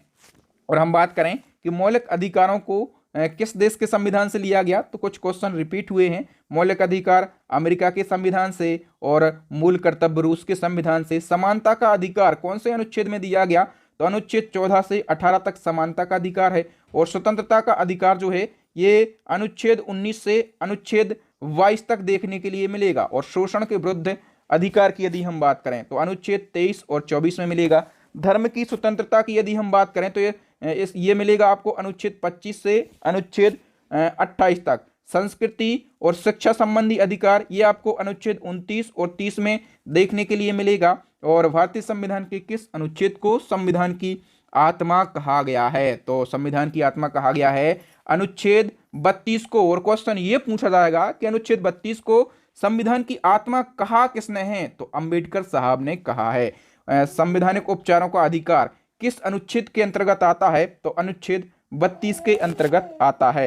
भारत में सर्वोच्च न्यायालय को 5 तरह के समावेश निकालने की शक्ति किस अनुच्छेद में दी गई है, तो अनुच्छेद 32 में दी गई है। नेक्स्ट क्वेश्चन है, संविधान के किस भाग में नीति निर्देशक सिद्धांत या फिर नीति निर्देशक तत्वों का उल्लेख किया गया, तो भाग 4 में। ठीक है, और नीति निर्देशक तत्वों का जो वर्णन है भाग 4 में तो किया गया, लेकिन अनुच्छेद पूछा जाए तो अनुच्छेद 36 से अनुच्छेद 51 तक नीति निर्देशक सिद्धांतों का उल्लेख मिल जाएगा। राज्य की नीति निर्देशक तत्वों को किस देश के संविधान से लिया गया, आयरलैंड के संविधान से।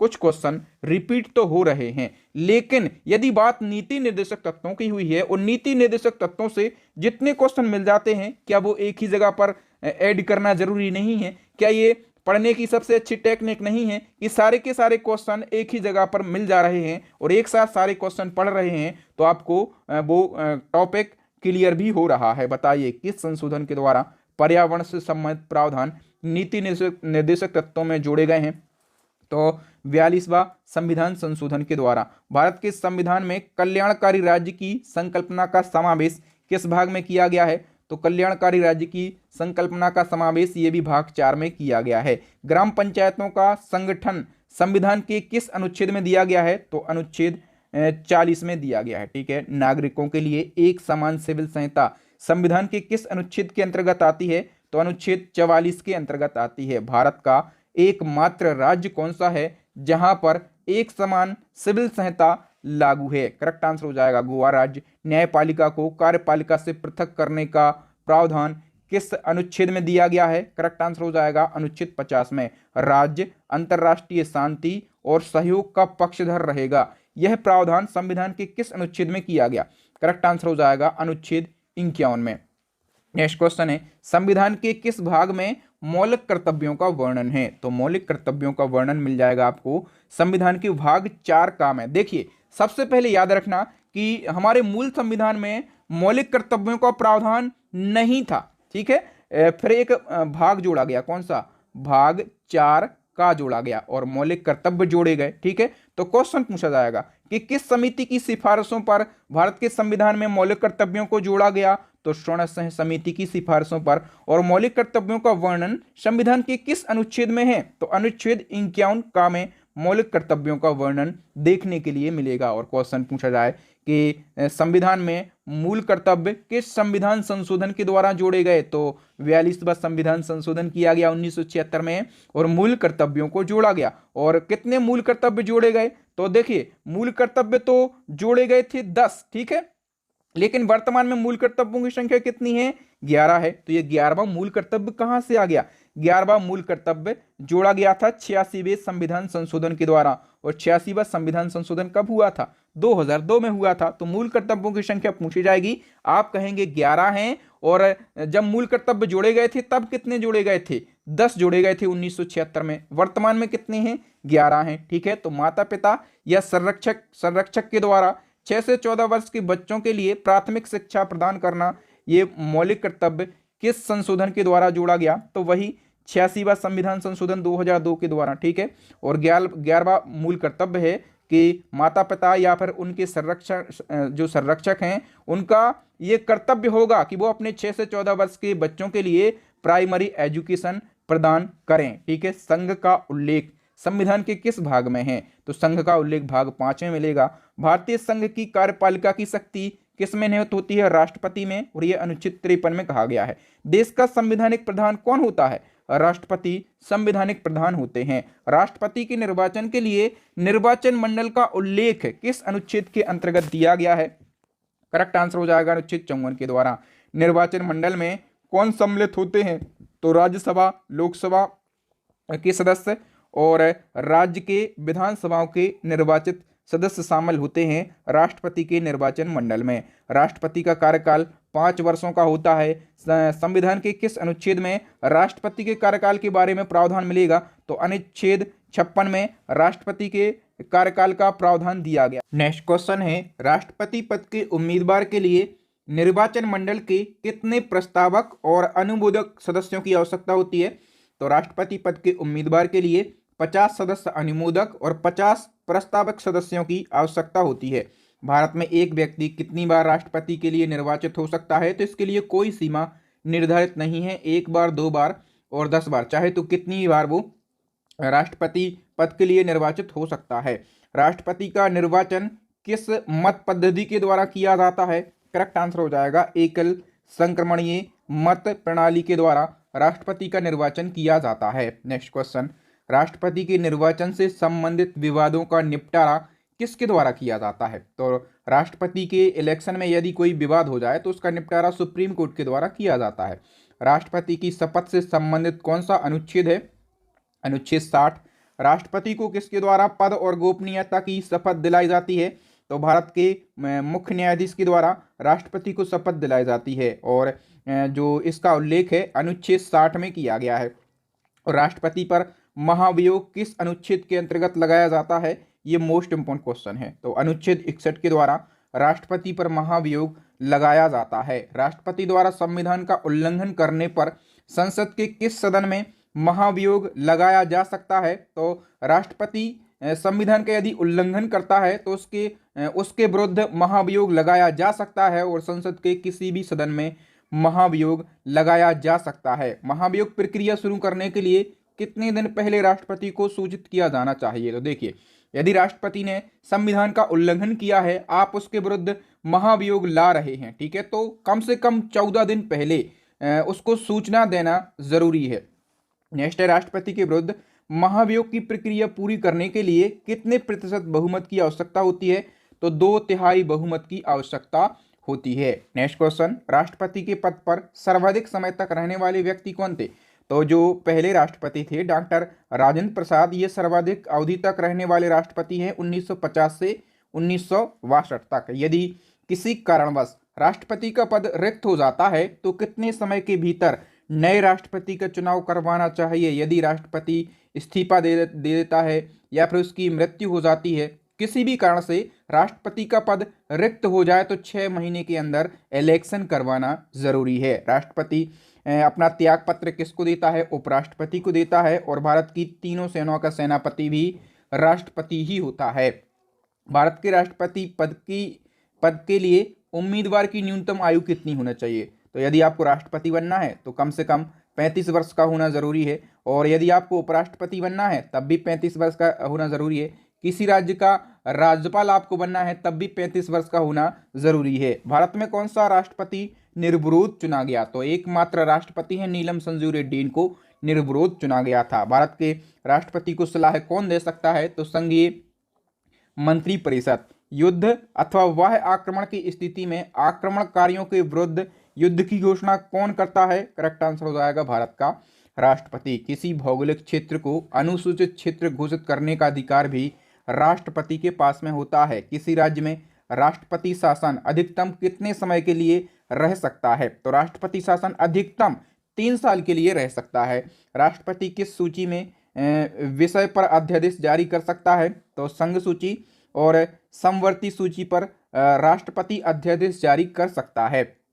संसद के स्थगन के समय राष्ट्रपति किस अनुच्छेद के तहत अध्यादेश जारी कर सकता है? तो राष्ट्रपति जो है ये अनुच्छेद 123 के तहत अध्यादेश जारी कर सकता है। ठीक है। संविधान के किस अनुच्छेद के अंतर्गत राष्ट्रपति को किसी अपराधी को क्षमादान की शक्ति प्रदान की गई है? तो ये क्वेश्चन हमेशा पूछा जाता है। जो राष्ट्रपति की क्षमादान संबंधी शक्तियां हैं ये अनुच्छेद 72 में दी गई हैं। ठीक है। राष्ट्रपति चाहे तो किसी की फांसी की सजा को उम्र कैद में बदल सकते हैं। ठीक है। और उम्र कैद की सजा को भी कम कर सकते हैं। ठीक है। तो ये क्षमादान संबंधी शक्तियां जो हैं ये राष्ट्रपति के पास में होती हैं और अनुच्छेद 72 में इसका उल्लेख किया गया है। इसी क्रम में जो राज्यों के राज्यपाल होते हैं उनके पास भी क्षमादान संबंधी शक्तियां होती हैं।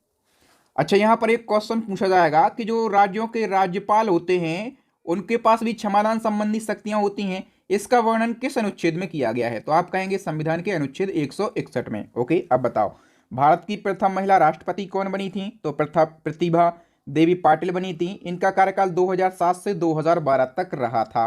नेक्स्ट क्वेश्चन, राज्यसभा का पदेन सभापति कौन होता है? तो उपराष्ट्रपति होते हैं और इसका वर्णन अनुच्छेद 64 में किया गया है। उपराष्ट्रपति से संबंधित प्रावधान किस देश के संविधान से लिया गया? तो उपराष्ट्रपति से संबंधित प्रावधान जो है ये अमेरिका के संविधान से लिए गए।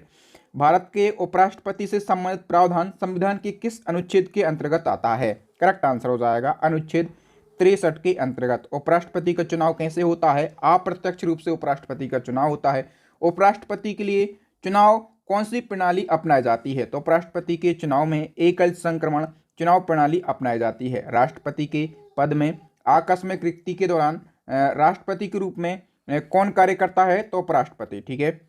और इसका वर्णन जो है यह अनुच्छेद 65 में किया गया है। भारत के उपराष्ट्रपति का चुनाव कौन करता है? तो संसद के दोनों सदन उपराष्ट्रपति का चुनाव करते हैं। उपराष्ट्रपति का कार्यकाल कितना होता है? 5 वर्ष का होता है और इसका वर्णन अनुच्छेद 67 में किया गया है। नेक्स्ट क्वेश्चन है, उपराष्ट्रपति पद हेतु कम से कम कितनी आयु होना जरूरी है? तो मैंने बताया था कि राष्ट्रपति, उपराष्ट्रपति और राज्यों के राज्यपाल बनना है तो कम से कम आपकी उम्र 35 वर्ष होना जरूरी है। उपराष्ट्रपति के निर्वाचन से संबंधित विवादों का निपटारा किसके द्वारा किया जाता है? तो उपराष्ट्रपति या फिर राष्ट्रपति, दोनों में से किसी के चुनाव में यदि कोई विवाद हो जाता है तो उसका निपटारा सुप्रीम कोर्ट में होता है। भारत के प्रथम उपराष्ट्रपति थे डॉक्टर एस राधाकृष्णन और इनका कार्यकाल 1952 से 1962 तक रहा। राष्ट्रपति की सहायता और सलाह के लिए किस निकाय का गठन किया जाता है? करेक्ट आंसर हो जाएगा मंत्रिपरिषद का। नेक्स्ट वन की बात करें तो मंत्रिपरिषद का प्रधान कौन होता है? तो मंत्रिपरिषद का प्रधान होता है प्रधानमंत्री। प्रधानमंत्री की नियुक्ति किसके द्वारा करी जाती है?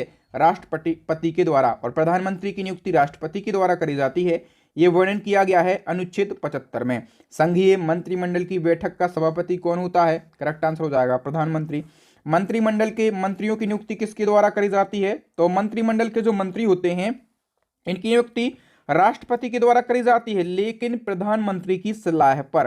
प्रधानमंत्री सहित अन्य मंत्रियों को शपथ कौन दिलाता है? तो प्रधानमंत्रियों सहित सभी मंत्रियों को शपथ दिलाते हैं देश के राष्ट्रपति। नेक्स्ट है, मंत्री परिषद में शामिल मंत्री कितने प्रकार के होते हैं? तो मंत्री परिषद में जो मंत्री हैं ये 3 प्रकार के होते हैं। एक कैबिनेट मंत्री, राज्य मंत्री और उप मंत्री। मंत्रिमंडल में कौन मंत्री शामिल होते हैं? तो प्रधानमंत्री और कैबिनेट मंत्री। प्रत्येक विभाग के मुखिया कौन से मंत्री होते हैं? तो कैबिनेट मंत्री होते हैं।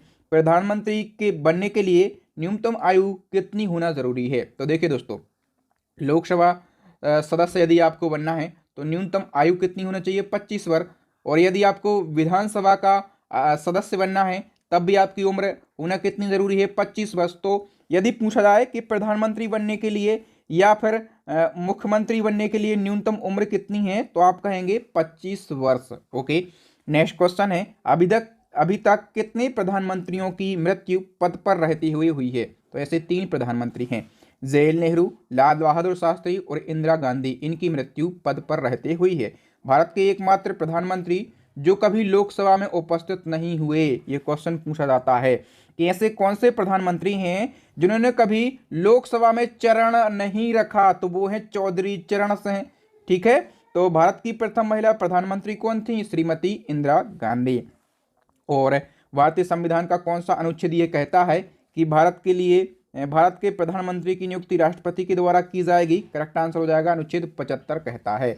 बताओ, भारत के प्रथम उप प्रधानमंत्री कौन बने? तो देखिए दोस्तों, भारत में उप प्रधानमंत्री यानी कि डिप्टी प्राइम मिनिस्टर बनने के लिए संविधान में तो कहीं भी वर्णन नहीं किया गया है, यानी कि यह एक गैर संवैधानिक पद है। ठीक है, मतलब पद की महत्वाकांक्षाओं को पूरा करने के लिए उप प्रधानमंत्री पद का प्रचलन शुरू हुआ और पहले उप प्रधानमंत्री बनाए गए थे सरदार वल्लभ भाई पटेल। ओके, संसद किससे मिलकर बनती है? तो राष्ट्रपति, लोकसभा और राज्यसभा, इन तीनों से मिलकर संसद बनती है। और इसका वर्णन अनुच्छेद 79 में किया गया है। याद रखना, संसद का वर्णन अनुच्छेद 79 में किया गया है। और संघीय मंत्री परिषद के मंत्री किसके प्रति उत्तरदायी होते हैं? तो ये लोकसभा के प्रति उत्तरदायी होते हैं। लोकसभा की संरचना संविधान के किस अनुच्छेद में है? करेक्ट आंसर हो जाएगा अनुच्छेद 81 में लोकसभा का वर्णन किया गया है। और इसी क्रम में आपसे एक और क्वेश्चन पूछा जाएगा कि राज्यसभा का वर्णन किस अनुच्छेद में किया गया है? तो अनुच्छेद 80 में किया गया है। देखिए, मैं आपको एक ट्रिक बता देता हूं। आपको एक शब्द याद रखना है, सरल। ठीक है, सा से हमारा बन जाएगा संसद। सा से क्या बन जाएगा? संसद। रा से हमारा बन जाएगा राज्यसभा। क्या बन जाएगा? राज्यसभा। और ला से हमारा बन जाएगा लोकसभा। ठीक है, इन तीनों को याद रखना।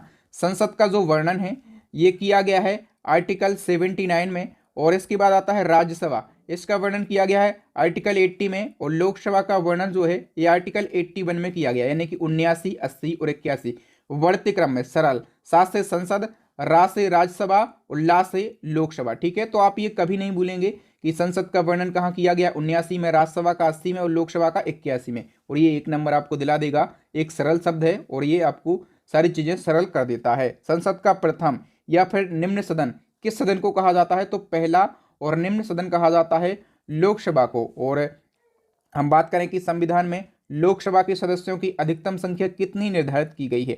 लोकसभा के सदस्यों की अधिकतम संख्या 552 निर्धारित की गई है। ठीक है, और वर्तमान लोकसभा में यदि हम बात करें कि राज्य के लिए स्थानों का आवंटन किस पर आधारित है, तो 1971 की जनगणना के आधार पर राज्यों के लिए स्थानों का आवंटन आधारित है। भारत का कौन सा राज्य लोकसभा के लिए सबसे अधिक प्रतिनिधि भेजता है? यानी कि लोकसभा की सबसे ज्यादा सीटें किस राज्य में हैं? उत्तर प्रदेश में। कितनी सीटें हैं? तो 80 सीटें हैं। लोकसभा का कार्यकाल साधारणतः कितने वर्ष निर्धारित किया गया है? तो लोकसभा का कार्यकाल 5 वर्षों का होता है। वहीं हम बात करें कि राज्यसभा का कार्यकाल कितने वर्षों का होता है? तो 6 वर्षों का होता है। नेक्स्ट क्वेश्चन है, लोकसभा का सदस्य बनना है तो न्यूनतम आयु कितनी होनी चाहिए? 25 वर्ष होना चाहिए। ठीक है, और राज्यसभा के लिए 30 वर्ष। आपातकाल की स्थिति में लोकसभा का कार्यकाल कितने वर्ष के लिए बढ़ाया जा सकता है? तो आपातकाल की स्थिति में लोकसभा का कार्यकाल 1 वर्ष के लिए बढ़ाया जा सकता है। ठीक है, लोकसभा के 1 वर्ष में कितने अधिवेशन होने आवश्यक हैं? तो देखिए दोस्तों, 1 वर्ष में लोकसभा के लिए 2 अधिवेशन होना जरूरी है और 6 माह के अंतराल से होना जरूरी है। नेक्स्ट क्वेश्चन है, लोकसभा में गणपूर्ति के लिए सदन के कुल सदस्यों की संख्या का कितने भाग अनिवार्य है? तो गणपूर्ति के लिए 1/10 भाग अनिवार्य है, यानी कि 1/10 यानी कि 10% अनिवार्य है। लोकसभा को भंग कौन कर सकता है? तो राष्ट्रपति भंग कर सकते हैं लोकसभा को, लेकिन प्रधानमंत्री की सलाह पर कर सकते हैं। लोकसभा के प्रोटेम स्पीकर की नियुक्ति किसके द्वारा करी जाती है? तो राष्ट्रपति के द्वारा। वहीं हम बात करें कि विधानसभा में जो प्रोटेम स्पीकर होते हैं उनकी नियुक्ति किसके द्वारा करी जाती है? तो उनकी नियुक्ति राज्यपाल के द्वारा करी जाती है। नेक्स्ट क्वेश्चन है, लोकसभा के अध्यक्ष और उपाध्यक्ष का चुनाव कौन करता है? करेक्ट आंसर हो जाएगा स्वयं लोकसभा के सदस्य करते हैं। और इसका वर्णन अनुच्छेद 93 में किया गया है। कोई विधेयक धन विधेयक है या फिर नहीं, इसका निर्णय किसके द्वारा किया जाता है? करेक्ट आंसर हो जाएगा लोकसभा अध्यक्ष के द्वारा। लोकसभा अध्यक्ष अपना त्यागपत्र किसको सौंपता है? तो लोकसभा के उपाध्यक्ष को सौंपता है। ठीक है। और भारत में न्यूनतम कितने सांसद वाला दल लोकसभा में विपक्षी दल होने का दावा कर सकता है? तो 55 सांसद वाला राजनीतिक दल जो है ये विपक्षी दल होने का दावा कर सकता है। भारत में प्रथम लोकसभा कब से कब तक रही? तो 17 अप्रैल 1952 से 4 अप्रैल 1957 तक। और वर्तमान में यानी कि 2023-24 में कौन सी लोकसभा का कार्यकाल चल रहा है? तो 17वीं लोकसभा चल रही है। ये 19 से 24 तक की हम बात करें। ठीक है। अभी इलेक्शन होने वाले हैं, तो कौन सी लोकसभा चलेगी? 18वीं लोकसभा चलेगी। नेक्स्ट क्वेश्चन है, भारत में लोकसभा के पहले अध्यक्ष कौन थे? करेक्ट आंसर हो जाएगा गणेश वासुदेव मावलंकर, या फिर इनको शॉर्ट में क्या कहा जाता है? तो जीवी मावलंकर कहा जाता है। वर्तमान में है ओम बिरला। लोकसभा और राज्यसभा की संयुक्त बैठक का प्रावधान संविधान के किस अनुच्छेद में किया गया? करेक्ट आंसर हो जाएगा संविधान के अनुच्छेद 108 में। अच्छा, संयुक्त बैठक किसके द्वारा बुलाई जाती है? ये क्वेश्चन भी पूछा जाएगा, तो आप कहेंगे संयुक्त बैठक राष्ट्रपति के द्वारा बुलाई जाती है। दूसरा क्वेश्चन पूछा जाएगा कि संयुक्त बैठक की अध्यक्षता किसके द्वारा करी जाती है? तो बुलाता है राष्ट्रपति, लेकिन अध्यक्षता करता है लोकसभा का अध्यक्ष। और संसद के किस सदन को उच्च सदन कहा जाता है? तो राज्यसभा को उच्च सदन कहा जाता है, क्योंकि राज्यसभा कभी भंग नहीं होती है। देखिए, राज्यसभा को स्थायी सदन क्यों कहा जाता है? क्योंकि राज्यसभा के जो सदस्य हैं हर 2 साल में राज्यसभा के 1/3 सदस्य क्या हो जाते हैं? सेवानिवृत्त हो जाते हैं, इसलिए इसको स्थायी सदन कहा जाता है। संविधान के किस अनुच्छेद के अंतर्गत राज्यसभा का प्रावधान है? तो मैंने एक शब्द बता दिया था आपको, सरल। ठीक है, सरल से आपको पकड़ना है कि संसद का प्रावधान आर्टिकल 79 में, राज्यसभा का जो प्रावधान है ये आर्टिकल 80 में, और लोकसभा का प्रावधान आर्टिकल 81 में। ओके, अब बताओ कि राज्यसभा में अधिकतम सदस्यों की संख्या कितनी हो सकती है? तो 250 हो सकती है। वर्तमान में राज्यसभा में सदस्यों की संख्या कितनी है? 245 है। और राष्ट्रपति के द्वारा कितने सदस्यों को राज्यसभा के लिए मनोनीत किया जाता है? तो 12 सदस्यों को राज्यसभा में नॉमिनेट किया जाता है प्रेसिडेंट के द्वारा, राष्ट्रपति के द्वारा। राज्यसभा के सदस्यों के लिए न्यूनतम आयु कितनी है? तो राज्यसभा के लिए 30 वर्ष है और लोकसभा के लिए 25 वर्ष है। राज्यसभा के सदस्यों का कार्यकाल होता है 6 वर्ष और लोकसभा के सदस्यों का कार्यकाल होता है 5 वर्ष। वह कौन सा सदन है जिसका सभापति उस सदन का सदस्य नहीं होता? तो वो है राज्यसभा, क्योंकि राज्यसभा का जो सभापति है वो उपराष्ट्रपति होता है। ठीक है, और उपराष्ट्रपति राज्यसभा का सदस्य नहीं होता है। ये क्वेश्चन कई बार पूछा गया है। राज्यसभा को स्थायी सदन क्यों कहा जाता है? क्योंकि राज्यसभा के राज्यसभा का भी भंग नहीं होती है। भंग क्यों नहीं होती है? क्योंकि राज्यसभा के जो सदस्य हैं ये हर 2 साल बाद सेवानिवृत्त हो जाते हैं, और राज्यसभा के 1/3 सदस्य, कितने? 1/3 सदस्य हर 2 साल बाद क्या हो जाते हैं? सेवानिवृत्त हो जाते हैं। राज्यसभा का पहली बार गठन किया गया था 3 अप्रैल 1952 को, और राज्यसभा की पहली बैठक जो है ये 13 मई 1952 को हुई थी। भारत में किसकी स्वीकृति के बिना कोई भी सरकारी खर्चा नहीं हो सकता है? तो संसद की स्वीकृति के बिना। राज्यसभा के 2 बैठकों के मध्य अंतराल कितना होना जरूरी है? तो 6 माह का अंतराल होना जरूरी है। बताइए, भारत के किन राज्यों या फिर केंद्र शासित प्रदेशों का राज्यसभा में प्रतिनिधित्व नहीं है? तो अंडमान निकोबार, चंडीगढ़, दादर नगर हवेली, लक्षद्वीप और दमनदीप, इनका राज्यसभा में प्रतिनिधित्व नहीं है। भारत में कौन प्रधानमंत्री राज्यसभा के सदस्य रहे? ये क्वेश्चन पूछा जाता है।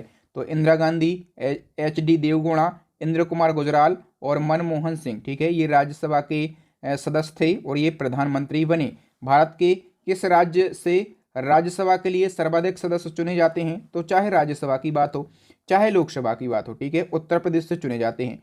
मैंने बताया था कि उत्तर प्रदेश में लोकसभा की सीटें कितनी हैं, तो 80 सीटें हैं, ठीक है, और राज्यसभा की सीटें कितनी हैं, 31 सीटें हैं। और राज्यसभा धन विधेयक को कितने दिन तक अपने पास रोक के रख सकता है, तो 14 दिन के लिए रोक के रख सकता है। बताओ, भारत के संसद भवन का डिजाइन किसने तैयार किया था, तो एडविन लुटियन और हेवर्ट बेकर ने। भारत सरकार का विधि अधिकारी कौन होता है, या फिर पूछा जाए कि भारत सरकार का सबसे बड़ा विधि अधिकारी कौन होता है, तो महान्यायवादी होता है, ठीक है। और महान्यायवादी की जो नियुक्ति से संबंधित अनुच्छेद है या फिर महान्यायवादी पद का प्रावधान संविधान के किस अनुच्छेद में किया गया, तो अनुच्छेद 76 में किया गया। महान्यायवादी की नियुक्ति करी जाती है राष्ट्रपति के द्वारा, ओके। और कौन संसद के किसी भी सदन का सदस्य नहीं होता है, परंतु दोनों सदनों की कार्रवाई में भाग ले सकता है, तो वो है भारत का महान्यायवादी यानी कि अटॉर्नी जनरल ऑफ इंडिया, ठीक है। और इसी क्रम में अच्छा, जो महान्यायवादी है ये देश का सर्वोच्च कानूनी अधिकारी होता है या फिर भारत सरकार का वकील होता है। इसी क्रम में राज्य का सर्वोच्च कानूनी अधिकारी कौन होता है, तो राज्य का सर्वोच्च कानूनी अधिकारी होता है महाधिवक्ता, ठीक है। और महाधिवक्ता की जो व्यवस्था है ये संविधान के अनुच्छेद 165 में करी गई है। नेक्स्ट क्वेश्चन है, राज्य के महाधिवक्ता की नियुक्ति किसके द्वारा करी जाती है, तो राज्यपाल के द्वारा करी जाती है, ठीक है। और नियंत्रक एवं महालेखा परीक्षक ये भी एक महत्वपूर्ण पद है, इसको शॉर्ट में सीएजी कहा जाता है या फिर हम इसको कैग कह देते हैं। इसका उल्लेख संविधान के अनुच्छेद 148 में किया गया है, ठीक है। और कैग की नियुक्ति भी राष्ट्रपति के द्वारा ही करी जाती है। और हम बात करें कि कैग का कार्यकाल कितने वर्ष का होता है, तो 6 वर्ष या फिर 65 वर्ष की आयु तक, जो भी पहले हो। सार्वजनिक धन का संरक्षक कौन होता है, तो नियंत्रक एवं महालेखा परीक्षक होता है। संसद की लोक लेखा समिति के गाइड, मित्र एवं मार्गदर्शक के रूप में कौन कार्य करता है, तो ये कैग ही कार्य करता है। नेक्स्ट क्वेश्चन है, सर्वोच्च न्यायालय यानी कि सुप्रीम कोर्ट के गठन का प्रावधान संविधान के किस अनुच्छेद में किया गया। करेक्ट आंसर हो जाएगा अनुच्छेद 124 में। आप लोग क्वेश्चन की लेवल देख के समझ पा रहे होंगे कि क्वेश्चन कितने इंपॉर्टेंट हैं, ठीक है। और कम समय में आपके बहादुर सर आपको बेस्ट और कम समय में ज़्यादा से ज़्यादा कंटेंट देने का पूरा प्रयास कर रहे हैं। आप लोगों से एक शिकायत है कि जितने सब्सक्राइबर हैं उस हिसाब से व्यू नहीं आ रहे हैं, ठीक है। इसका मतलब ये है कि लोगों ने चैनल सब्सक्राइब करके तो रखा है लेकिन बेल आइकन नहीं दबाया है, ठीक है। बेल आइकन ना दबाने के कारण आपको वीडियो का नोटिफिकेशन नहीं मिल पाता है और आप वीडियो नहीं देखते हैं। तो अभी चैनल को सब्सक्राइब कर लीजिए और साथ में बेल आइकन दबा लीजिए ताकि वीडियो का नोटिफिकेशन आपको सबसे पहले मिल सके और आप हमारा वीडियो सबसे पहले देख सकें। और वीडियो को लाइक एंड शेयर अभी कर दीजिए, ठीक है, ताकि हमें मोटिवेशन मिल सके और पूरी ताकत के साथ में, पूरी मेहनत के साथ में आपके बहादुर सर आपको वीडियो बना सकें, ठीक है। बताइए, सर्वोच्च न्यायालय की स्थापना किस भारत शासन अधिनियम के तहत की गई थी, तो भारत शासन अधिनियम 1935 के तहत सुप्रीम कोर्ट की स्थापना की गई थी।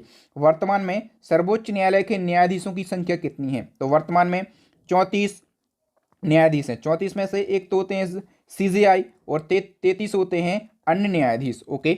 नेक्स्ट क्वेश्चन है, सर्वोच्च न्यायालय के समस्त न्यायाधीशों की नियुक्ति किसके द्वारा करी जाती है, राष्ट्रपति के द्वारा। और सर्वोच्च न्यायालय के न्यायाधीश बनने के लिए न्यूनतम आयु कितनी होती निर्धारित की गई है, तो सुप्रीम कोर्ट के जज बनने के लिए न्यूनतम आयु निर्धारित नहीं की गई है। सर्वोच्च न्यायालय के न्यायाधीशों को पद और गोपनीयता की शपथ जो है राष्ट्रपति के द्वारा दिलाई जाती है। सर्वोच्च न्यायालय के न्यायाधीशों का कार्यकाल कितना होता है, तो कार्यकाल होता है 65 वर्ष का। नेक्स्ट है, सर्वोच्च न्यायालय के पहले न्यायाधीश कौन बने थे, तो हीरालाल जे कानिया बने थे। सर्वोच्च न्यायालय का न्यायाधीश अपना त्यागपत्र किसको देता है, तो त्यागपत्र देता है राष्ट्रपति को। सर्वोच्च न्यायालय कहाँ पर स्थित है भारत का, तो ये नई दिल्ली में स्थित है। किसी राज्य में न्यायपालिका का सर्वोच्च स्तर कौन सा होता है, तो राज्य में सर्वोच्च स्तर जो है ये उच्च न्यायालय यानी कि हाई कोर्ट होता है, ओके। और हाई कोर्ट का उल्लेख भारतीय संविधान के भाग 6 में और अनुच्छेद 214 से 231 में किया गया है। और भारत में वर्तमान में कितने हाई कोर्ट हैं, 25 हाई कोर्ट हैं। और भारत में सर्वप्रथम किस हाई कोर्ट की स्थापना करी गई थी, तो भारत में सबसे पहले 1862 में कलकत्ता, बॉम्बे और मद्रास, ये 3 हाई कोर्ट बनाए गए थे, कलकत्ता, मुंबई और मद्रास, ठीक है। याद रखना एक साथ बनाए गए थे 1862 में, ठीक है। और उच्च न्यायालय के मुख्य न्यायाधीश की नियुक्ति किसके द्वारा करी जाती है, तो राष्ट्रपति के द्वारा करी जाती है। यहाँ पर लोग कन्फ्यूज हो जाते हैं कि हाई कोर्ट के जो चीफ जस्टिस हैं इनकी नियुक्ति हो सकता है राज्यपाल के द्वारा करी जाए, लेकिन नहीं भैया, इनकी नियुक्ति राष्ट्रपति के द्वारा करी जाती है, याद रखेंगे। और उच्च न्यायालय के मुख्य न्यायाधीश का कार्यकाल 62 वर्ष का होता है, जहाँ पर हमने देखा था कि इस सुप्रीम कोर्ट के न्यायाधीश का कार्यकाल 65 वर्ष का था, वहीं पर हाई कोर्ट के न्यायाधीश का कार्यकाल जो है ये 62 वर्ष का है। और हाई कोर्ट के मुख्य न्यायाधीश और अन्य न्यायाधीश अपना त्यागपत्र किसको देंगे, तो राष्ट्रपति को ही त्यागपत्र देंगे, ठीक है। और भारत का सबसे नवीनतम हाई कोर्ट कौन सा है, तो जो आंध्र प्रदेश हाई कोर्ट है ये सबसे नवीनतम है। इसकी स्थापना करी गई थी 1 जनवरी 2019 को। किसी राज्य की कार्यपालिका की शक्ति किसमें निहित होती है, तो राज्य के राज्यपाल में निहित होती है, ठीक है। और राज्य सरकार से संबंधित प्रावधान संविधान के किस भाग में है, तो भाग 6 में और अनुच्छेद 153 से 162 तक। राज्यपाल की नियुक्ति किसके द्वारा, तो राष्ट्रपति के द्वारा। और राज्यपाल को पद और गोपनीयता की शपथ कौन दिलाता है, तो उस राज्य का मुख्य न्यायाधीश दिलाता है, ठीक है। राज्यपाल का कार्यकाल कितने वर्ष का होता है, तो 5 वर्ष का होता है। और राज्यपाल का वेतन और भत्ता ये राज्य की संचित निधि से दिए जाते हैं। राज्यपाल के पद के लिए न्यूनतम आयु, तो मैंने बताया कि राष्ट्रपति बनना है, उपराष्ट्रपति बनना है या फिर राज्यपाल बनना है। 35 वर्ष आप कंप्लीट कर लीजिए। राज्यपाल अपना त्यागपत्र किसको देंगे, तो राष्ट्रपति को देंगे। राज्यपाल सोने के पिंजरे में निवास करने वाली एक चिड़िया है, बताइए ये कथन किसका है, भैया कथन पूछे जाते हैं, तो ये कथन है सरोजिनी नायडू का, ठीक है। और सरोजिनी नायडू भारत के किसी राज्य की पहली राज्यपाल बनी थी, और ये किस राज्य की राज्यपाल बनी थी, तो ये उत्तर प्रदेश की राज्यपाल बनी थी, ठीक है। यही क्वेश्चन पूछ लिया कि सरोजिनी नायडू किस राज्य की पहली महिला राज्यपाल बनी थी, तो ये उत्तर प्रदेश की पहली महिला राज्यपाल बनी थी। राज्य सरकार को कौन भंग कर सकता है, तो राज्य सरकार को राज्यपाल की सिफारिश पर राष्ट्रपति भंग कर सकता है। राज्य विधानमंडल का उच्च सदन कौन होता है, तो जिस प्रकार से संसद का उच्च सदन राज्यसभा होता है, इसी प्रकार से विधानमंडल का उच्च सदन होता है विधान परिषद, ठीक है। और किसी राज्य में विधान परिषद की स्थापना और समाप्ति का प्रावधान किस अनुच्छेद में किया गया है, तो देखिए भैया संविधान का अनुच्छेद 169 है, ठीक है। और इसमें जो राज्य विधान परिषद हैं इसकी स्थापना और समाप्ति का प्रावधान किया गया है, ओके। विधान परिषद के सदस्यों की संख्या उस राज्य के विधानसभा के सदस्यों की संख्या की कितनी हो सकती है, तो 1/3 हो सकती है। नेक्स्ट क्वेश्चन है विधान परिषद के सदस्यों की न्यूनतम संख्या कितनी होना चाहिए, तो न्यूनतम संख्या जो है ये 40 होना चाहिए, ठीक है। वर्तमान में भारत के कितने राज्यों में विधान परिषद हैं, तो 6 राज्य ऐसे हैं वर्तमान में जहां पर विधान परिषद हैं। एक है यूपी, कर्नाटक, महाराष्ट्र, बिहार, आंध्र प्रदेश और तेलंगाना। विधान परिषद का सदस्य बनने के लिए न्यूनतम आयु कितनी होना चाहिए, तो चाहे हम बात करें राज्यसभा की, ठीक है, तो राज्यसभा के लिए न्यूनतम आयु कितनी निर्धारित करी गई है, 30 वर्ष। उसी प्रकार से राज्यों की विधानसभा के लिए भी आयु निर्धारित करी गई है 30 वर्ष, ठीक है। मतलब जिस प्रकार से राज्यसभा केंद्र में चलता है ना, उसी प्रकार से विधान परिषद जो है ये कहाँ पर चलता है, राज्यों में चलता है। और याद रखना विधान परिषद वर्तमान में 6 राज्यों में है, और इन 6 राज्यों के नाम भी आपको याद रखना है।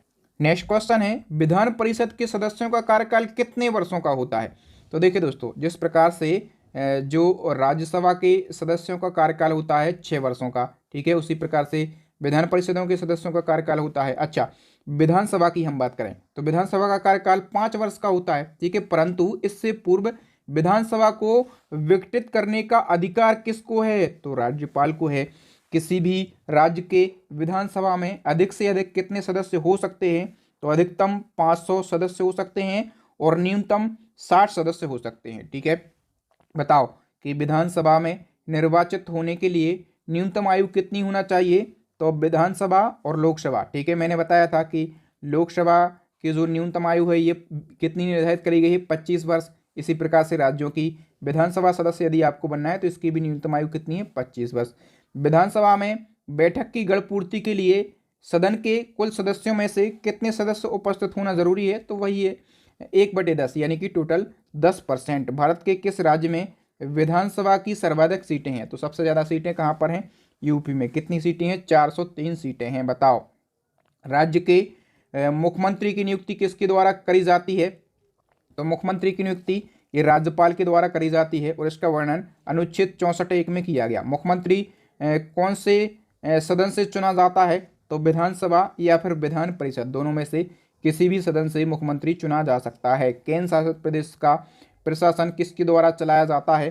तो राष्ट्रपति के द्वारा चलाया जाता है। बताओ, दिल्ली और पुदुचेरी के मुख्यमंत्रियों की नियुक्ति किसके द्वारा करी जाती है? तो ये राष्ट्रपति के द्वारा करी जाती है। और अन्य राज्यों में राज्यपाल के द्वारा करी जाती है। ठीक है, याद रखना आप, दिल्ली और पुदुचेरी में मुख्यमंत्री की नियुक्ति राष्ट्रपति करता है और जितने भी राज्य हैं उनमें राज्यपाल नियुक्ति करता है। बताइए, राष्ट्रीय जलमार्ग, परिवार नियोजन, जनसंख्या नियंत्रण, समाचार पत्र, कारखाना, शिक्षा आदि ये जो विषय हैं ये किस सूची के अंतर्गत आते हैं? तो ये समवर्ती सूची के अंतर्गत आते हैं। यानी कि इन सभी विषयों पर कानून जो है ये केंद्र और राज्य दोनों सरकारें बना सकती हैं। और इसी क्रम में हम बात करें लोक सेवा, कृषि, वन, कारागार, भू राजस्व, लोक व्यवस्था, पुलिस, लोक स्वास्थ्य, क्रय विक्रय और सिंचाई आदि ये जो विषय हैं ये किस सूची के अंतर्गत आते हैं? तो ये राज्य सूची के अंतर्गत आते हैं। इन विषयों पर केवल राज्य सरकार कानून बना सकती है। अंतर्राष्ट्रीय संधि, युद्ध, सीमा शुल्क, जनगणना, विदेशी ऋण प्रसारण, टेलीफोन, विदेशी व्यापार, रेल, वायु, जल परिवहन आदि विषय कुछ सूची में आते हैं? तो ये संघ सूची में आते हैं और संघ सूची पर केवल केंद्र सरकार ही कानून बना सकती है। बताओ, राष्ट्रहित के लिए राज्य सूची से संबंधित किसी मामले में कानून बनाने की शक्ति किसे प्राप्त होती है? तो कानून बनाने की जो शक्ति है संसद को दी गई है। ठीक है, और 1983 में केंद्र सरकार द्वारा गठित 3 सदस्यीय सरकारिया आयोग का संबंध किससे था? तो जो सरकारिया आयोग है, ठीक है, इसका गठन 1983 में किया गया था और इसका संबंध जो है ये केंद्र राज्य संबंध से इसका संबंध था। ठीक है, और केंद्र और राज्यों के बीच समन्वय स्थापित करने के लिए एक अंतर्राज्य परिषद की स्थापना कौन कर सकता है? तो राष्ट्रपति कर सकता है और इसका वर्णन अनुच्छेद 263 में किया गया है। अंतर्राज्य परिषद की अध्यक्षता कौन करता है? तो प्रधानमंत्री करता है। बताइए, योजना आयोग की जगह नीति आयोग की स्थापना कब की गई? तो 1 जनवरी 2015 को की गई। कौन सी संस्था भारत सरकार के लिए थिंक टैंक के रूप में काम करती है? तो नीति आयोग करती है। ये क्वेश्चन भी पूछा जाता है कि किस संस्था को भारत सरकार का थिंक टैंक कहा जाता है? तो नीति आयोग को कहा जाता है। नीति आयोग की जो अध्यक्षता है ये प्रधानमंत्री करते हैं। ठीक है, अच्छा, इसके पहले जो योजना आयोग था इसकी अध्यक्षता भी प्रधानमंत्री करते थे। ठीक है, तो आपको 2 क्वेश्चन कमेंट सेक्शन में कमेंट करके बताना है कि योजना आयोग के पहले अध्यक्ष कौन थे? ठीक है, और नीति आयोग के पहले अध्यक्ष कौन थे? ठीक है, ये 2 बातें आपको कमेंट करके अभी कमेंट सेक्शन में आपको बताना है। ठीक है, ताकि मुझे भी पता चले कि मेरा कौन सा स्टूडेंट कितने अच्छे से वीडियो को देखता है और उसको कितना नॉलेज है। योजना के निर्माण में राज्यों की भागीदारी के लिए राष्ट्रीय विकास परिषद का गठन कब हुआ था? करेक्ट आंसर हो जाएगा 6 अगस्त 1952 को। बताइए, राष्ट्रीय विकास परिषद का अध्यक्ष कौन होता है? तो राष्ट्रीय विकास परिषद का अध्यक्ष भी प्रधानमंत्री होता है। राष्ट्रीय विकास परिषद को सुपर कैबिनेट की संज्ञा किसने दी? राष्ट्रीय विकास परिषद को सुपर कैबिनेट कहा जाता है और ये संज्ञा दी थी के संथानम ने। प्रथम वित्त आयोग का गठन कब किया गया था? तो 1951 में किया गया था। प्रथम वित्त आयोग का अध्यक्ष कौन था? तो केसी नियोगी प्रथम वित्त आयोग के अध्यक्ष थे। वित्त आयोग का गठन कौन करता है? तो राष्ट्रपति करता है। और हम बात करें कि वित्त और संपत्ति से संबंधित संविधाएं और वाद भारत के संविधान के किस भाग में अंकित हैं? करेक्ट आंसर हो जाएगा संविधान के भाग 12 में। वर्तमान समय में कौन से वित्त आयोग का कार्यकाल चल रहा है? तो 15वां वित्त आयोग का कार्यकाल चल रहा है। ये 2021 से 2026 तक चलेगा। ठीक है, और 15वें वित्त आयोग की बात करें, इसका अध्यक्ष कौन है? तो NK सिंह यानी कि नंद किशोर सिंह इसके अध्यक्ष हैं। और UPSC यानी कि संघ लोक सेवा आयोग का गठन कब किया गया था? तो 1926 में किया गया था। ठीक है, और UPSC यानी कि संघ लोक सेवा आयोग के अध्यक्ष और सदस्यों की नियुक्ति कौन करता है? राष्ट्रपति करता है। संघ लोक सेवा आयोग के अध्यक्ष और सदस्यों का कार्यकाल कितने वर्षों का होता है? तो 6 वर्ष या फिर 65 वर्ष, जो भी पहले हो। और राज्य लोक सेवा आयोग के अध्यक्ष और सदस्यों की नियुक्ति कौन करता है? तो राज्य का राज्यपाल करता है। राज्य लोक सेवा आयोग के अध्यक्ष और सदस्यों का कार्यकाल कितने वर्षों का होता है?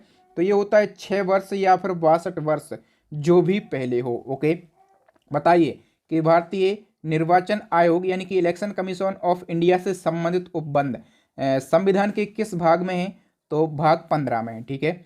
और यदि अनुच्छेद पूछा जाए तो अनुच्छेद 324 से 329 तक निर्वाचन आयोग का वर्णन किया गया है। और निर्वाचन आयोग की स्थापना कब की गई थी? 15 जनवरी 1950 को। नेक्स्ट वन की हम बात करें तो भारतीय निर्वाचन आयोग किस प्रकार का निकाय है? तो निर्वाचन आयोग स्वतंत्र और स्थायी संवैधानिक निकाय है। विभिन्न राजनीतिक दलों को मान्यता कौन प्रदान करता है?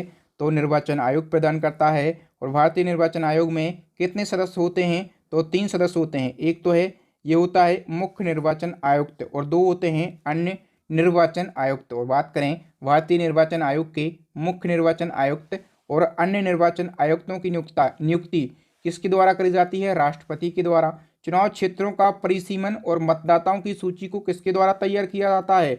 निर्वाचन आयोग के द्वारा। इलेक्ट्रिक वोटिंग मशीन का सर्वप्रथम प्रयोग किस राज्य के विधानसभा क्षेत्र में किया गया था? तो केरल राज्य की पारुल विधानसभा क्षेत्र में। और 1982 में पहली बार ईवीएम यानी कि इलेक्ट्रिक वोटिंग मशीन का प्रयोग किया गया। नेक्स्ट क्वेश्चन है ईवीएम का प्रयोग करके पूरा विधानसभा चुनाव करवाने वाला पहला राज्य कौन सा है? करेक्ट आंसर हो जाएगा गोवा, ठीक है। और ईवीएम का प्रयोग करके पहली बार संपूर्ण आम चुनाव कब करवाया गया था? तो 2009 का आम चुनाव करवाया गया था। राष्ट्रीय दल का दर्जा हासिल करने के लिए किसी भी पार्टी को लोकसभा आम चुनाव में कितने प्रतिशत वोट आवश्यक हैं? तो 4% वोट आवश्यक हैं, तब आपको राष्ट्रीय दल का दर्जा मिल जाएगा। बताइए वर्तमान मान्यता प्राप्त राष्ट्रीय राजनीतिक दलों की संख्या कितनी है? तो वर्तमान में नेशनल पार्टीज कितनी हैं? 6 नेशनल पार्टीज हैं, ठीक है। वहीं हम बीजेपी की बात करें तो इसका गठन किया गया था 6 अप्रैल 1980 को। और बीजेपी का चुनाव चिन्ह सभी लोग जानते होंगे कमल का फूल है। और कांग्रेस की स्थापना कब करी गई थी? तो 28 दिसंबर 1885 को करी गई थी। और हम बात करें कि कांग्रेस के संस्थापक कौन है? तो A.O. होम, इनका पूरा नाम है एलन ऑक्टेवियन होम।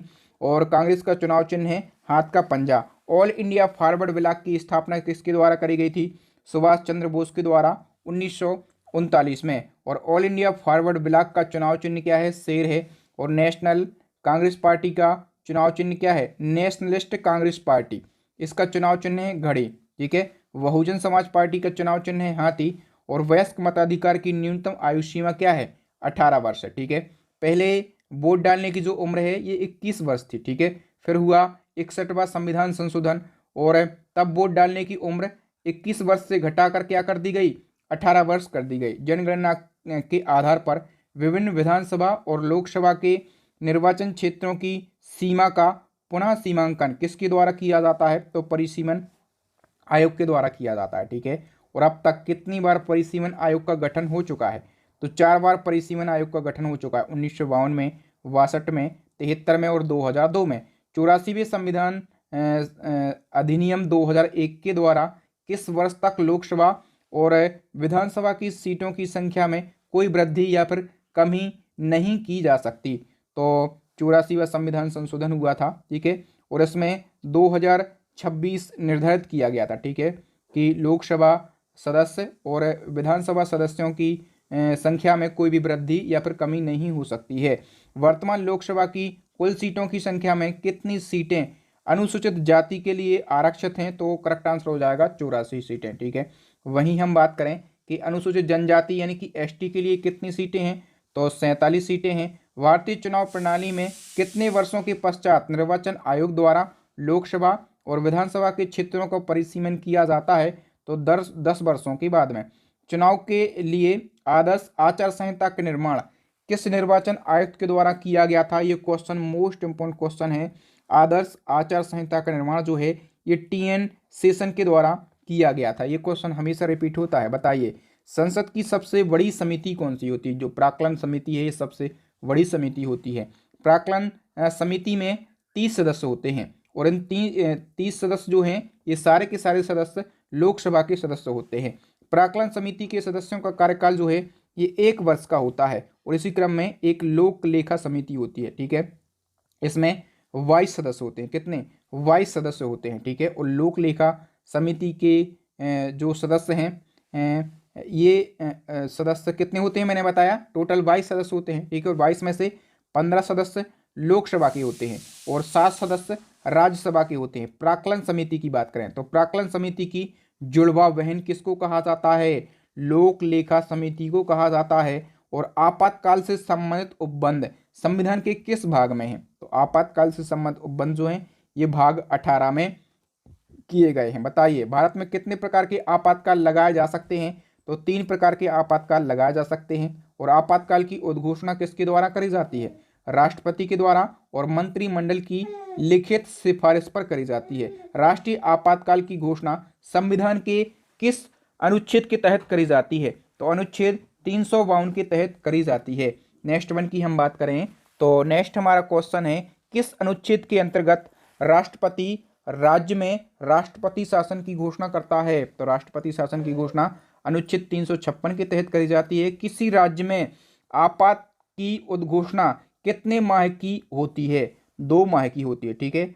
और हम बात करें कि इससे अधिक यदि उद्घोषणा करना है तो संसद की अनुमति लेनी होती है। किसी राज्य में आपातकाल की अधिकतम समय अवधि कितने वर्ष की हो सकती है? तो अधिकतम समय अवधि की बात करें तो ये 3 वर्ष की होती है। जब किसी राज्य में राष्ट्रपति शासन लगा होता है तो उस राज्य का कार्यभार किसके पास में होता है? तो उस राज्य के राज्यपाल के पास में होता है। अब बताओ कि देश में सबसे पहले किस राज्य में राष्ट्रपति शासन लागू हुआ था? सबसे पहले पंजाब में, और 20 जुलाई 1951 को राष्ट्रपति शासन लागू हुआ था। ये क्वेश्चन हजारों बार रिपीट हुआ है। वित्तीय आपातकाल की उद्घोषणा राष्ट्रपति संविधान के किस अनुच्छेद के अंतर्गत करता है? तो वित्तीय आपातकाल की बात करें तो इसका वर्णन अनुच्छेद 360 में किया गया है। और देश में अभी तक एक बार भी वित्तीय आपातकाल नहीं लगा है, जो कि बहुत अच्छी बात है। और हम भगवान से यही प्रे करेंगे कि कभी वित्तीय आपातकाल लगे भी ना। नेक्स्ट क्वेश्चन है, भारत में अब तक कितनी बार राष्ट्रीय आपातकाल लग चुका है? तो देखिए भैया, राष्ट्रीय आपातकाल जो है ये 3 बार लग चुका है। पहली बार भारत में राष्ट्रीय आपातकाल 26 अक्टूबर 1962 को लगा। और भारत में प्रथम आपातकाल का कारण क्या था? तो भारत और चाइना का युद्ध जो कि 1962 में हुआ था, ये कारण था। और दूसरी बार भारत में आपातकाल कब लगा? तो ये 3 दिसंबर 1971 को लगा था। और इसका कारण क्या था? तो भारत और पाकिस्तान का युद्ध 1971 में हुआ था ना, ये इसका कारण था। अच्छा, हम बात करें कि तीसरी बार कब लगा? तो 26 जून 1975। और इसका कारण क्या था? इसका कारण था आंतरिक अशांति। ठीक है, इंदिरा गांधी जी उस टाइम प्राइम मिनिस्टर थी और आंतरिक अशांति जो है ये कारण बताया गया था, और था भी, जो भी हो, लेकिन कारण यही है ऑफिशियल, आंतरिक अशांति। ठीक है। और जम्मू कश्मीर को किस अनुच्छेद के तहत एक विशेष राज्य का दर्जा दिया गया? तो जम्मू कश्मीर को अनुच्छेद 368 के तहत विशेष राज्य का दर्जा दिया गया था। ठीक है।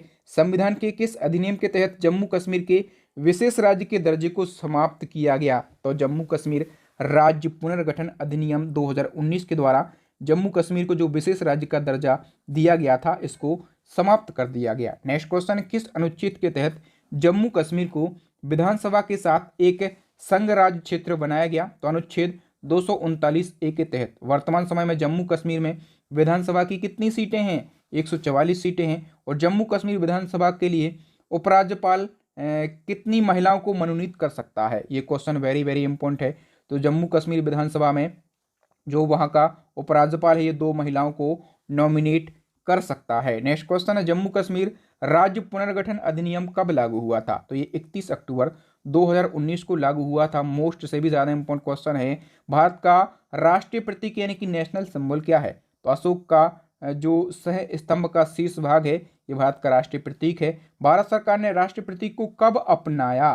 तो 26 जनवरी 1950 को अपनाया। अब बताइए कि भारत के राष्ट्रीय ध्वज का अनुपात कितना होता है? तो राष्ट्रीय ध्वज का अनुपात लंबाई और चौड़ाई में हम बात कर रहे हैं तो 3:2 होता है। यदि चौड़ाई और लंबाई में, कई बार एग्जामिनर क्या करता है कि क्वेश्चन को कठिन बना देता है, अनुपात पूछ लेगा, चौड़ाई और लंबाई का अनुपात आप कहेंगे 2:3। क्वेश्चन को बड़े धैर्य से पढ़ना है, फिर आंसर करना है, जल्दबाजी में क्वेश्चन गलत हो जाते हैं। बताइए, प्रसिद्ध झंडा गीत है झंडा ऊंचा रहे हमारा, इसकी रचना किसने करी थी? तो श्यामलाल प्रसाद गुप्त ने इसकी रचना करी थी। भारत के राष्ट्रगान जन गण मन को सर्वप्रथम कब गाया गया था?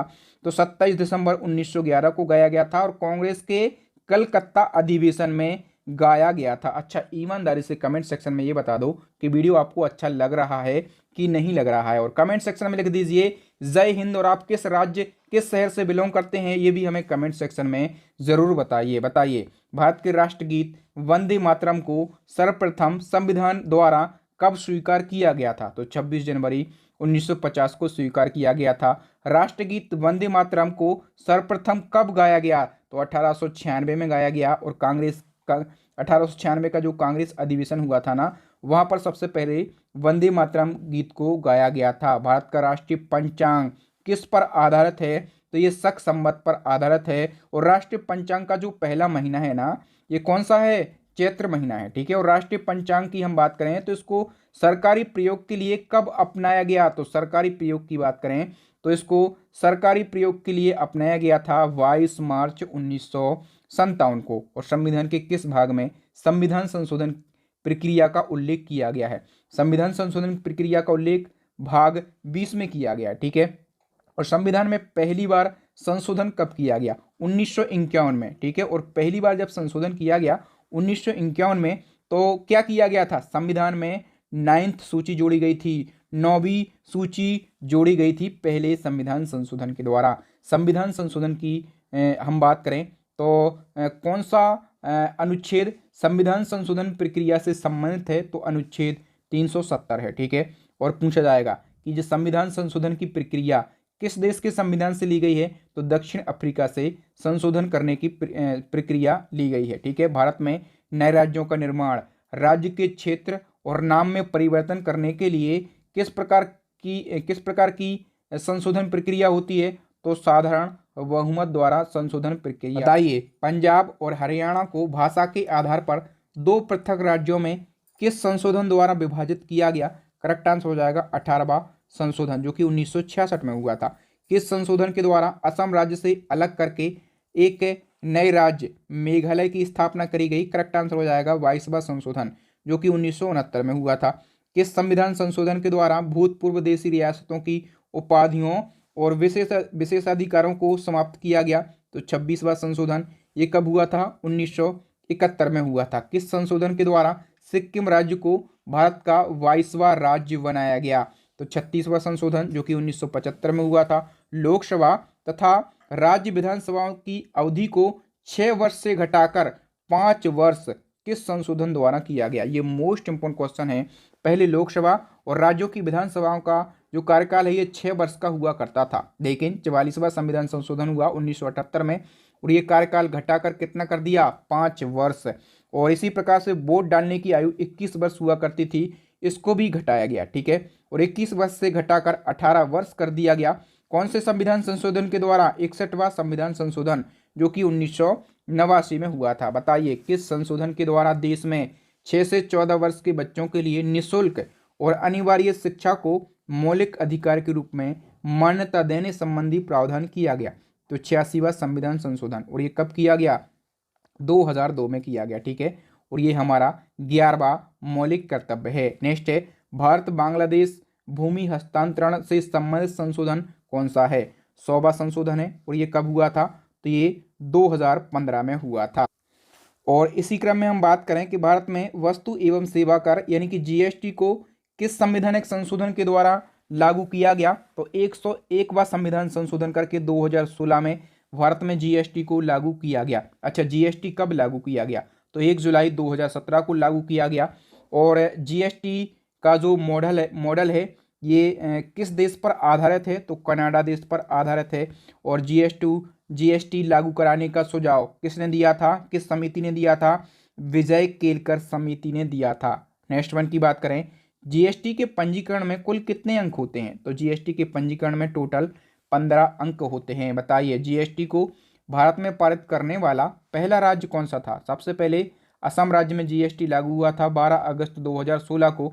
जीएसटी किस प्रकार का कर है? तो अप्रत्यक्ष कर है जीएसटी। बताइए, किस संशोधन के तहत राष्ट्रीय पिछड़ा वर्ग आयोग के गठन का प्रावधान किया गया है? तो 102वां संविधान संशोधन, जो कि 2018 में हुआ था। और इसमें ओबीसी आयोग के गठन का प्रावधान किया गया है, ठीक है। नेक्स्ट क्वेश्चन है, किस संशोधन के द्वारा आर्थिक पिछड़ेपन को आधार बनाकर 10% आरक्षण की व्यवस्था की गई? हम बात कर रहे हैं ईडब्ल्यूएस की। तो ईडब्ल्यूएस की व्यवस्था करी गई है 103वां संशोधन करके, और ये 2019 में किया गया था। भारत सरकार को प्राप्त सभी राजस्व किस निधि में रखे जाते हैं?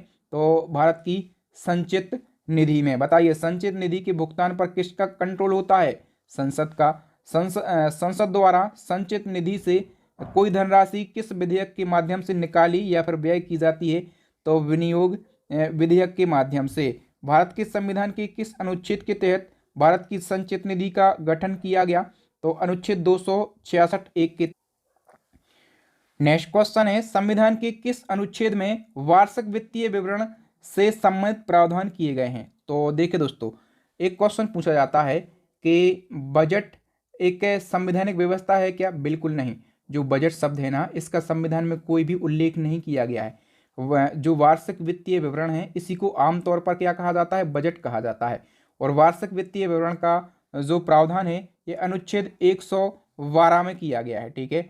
और भारत की आकस्मिक निधि की बात करें तो इस पर किसका पूर्ण नियंत्रण होता है? राष्ट्रपति का होता है। ठीक है। और आकस्मिक निधि का उल्लेख जो है ये संविधान के अनुच्छेद 267(1) में किया गया है। राष्ट्र पर संकट या फिर किसी प्रकार की आपदा से निपटने के लिए किस निधि के धन का प्रयोग किया जाता है? तो आकस्मिक निधि का प्रयोग किया जाता है। नेक्स्ट क्वेश्चन, देश के उच्च अधिकारियों के वेतन, भत्ते और अन्य व्यय किस निधि से दिए जाते हैं? तो भारत की संचित निधि से दिए जाते हैं। भारत की राजभाषा से संबंधित संविधान का कौन सा भाग है?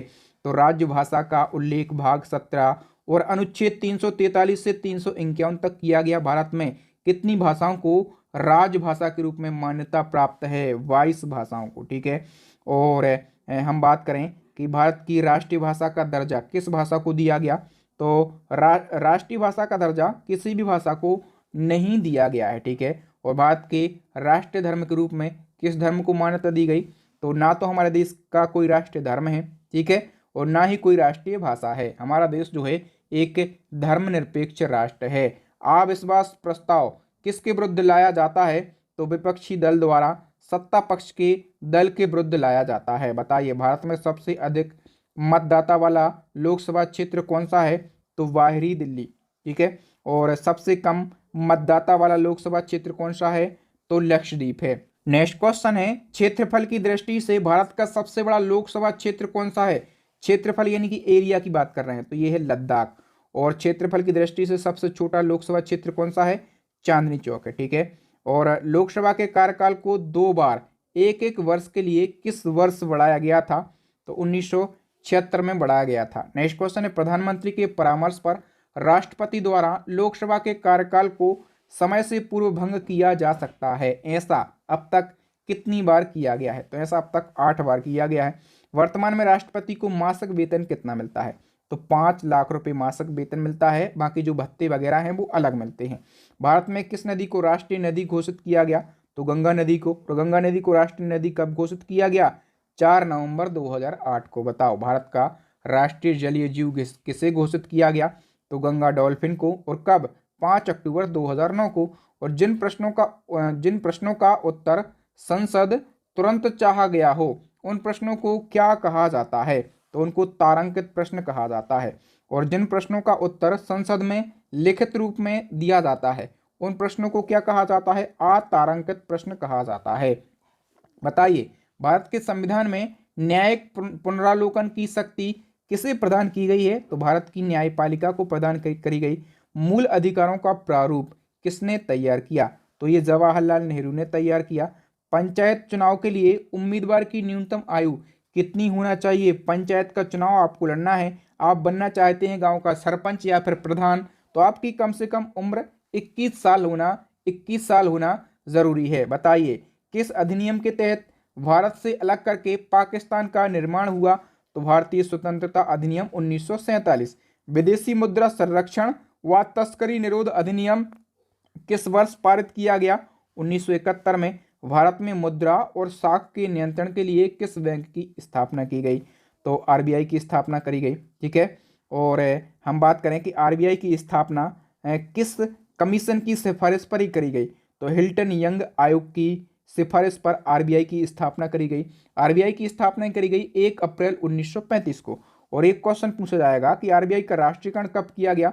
तो जनवरी 1949 को। और आरबीआई का हेडक्वार्टर कहाँ पर स्थित है?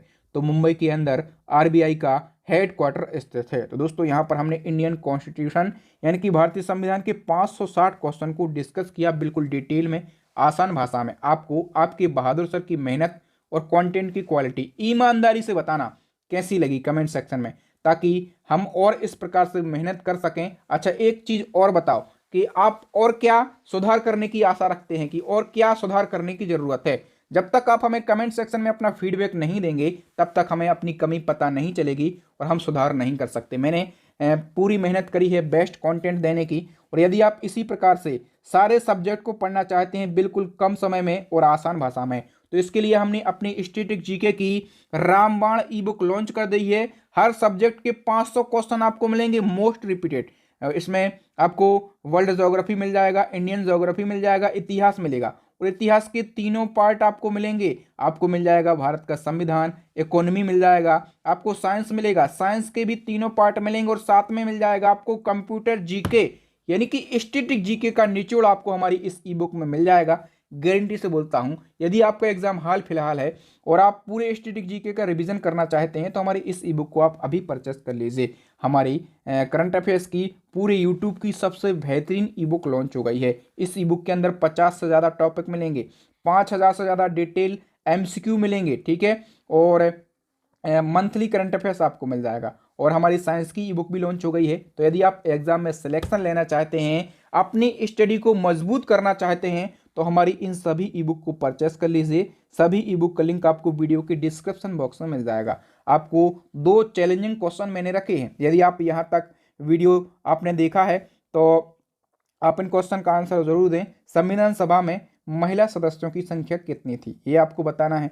और आपको बताना है कि जीएसटी को किस संवैधानिक संशोधन के द्वारा लागू किया गया था। ये 2 क्वेश्चन हैं, इनका आंसर बताइए।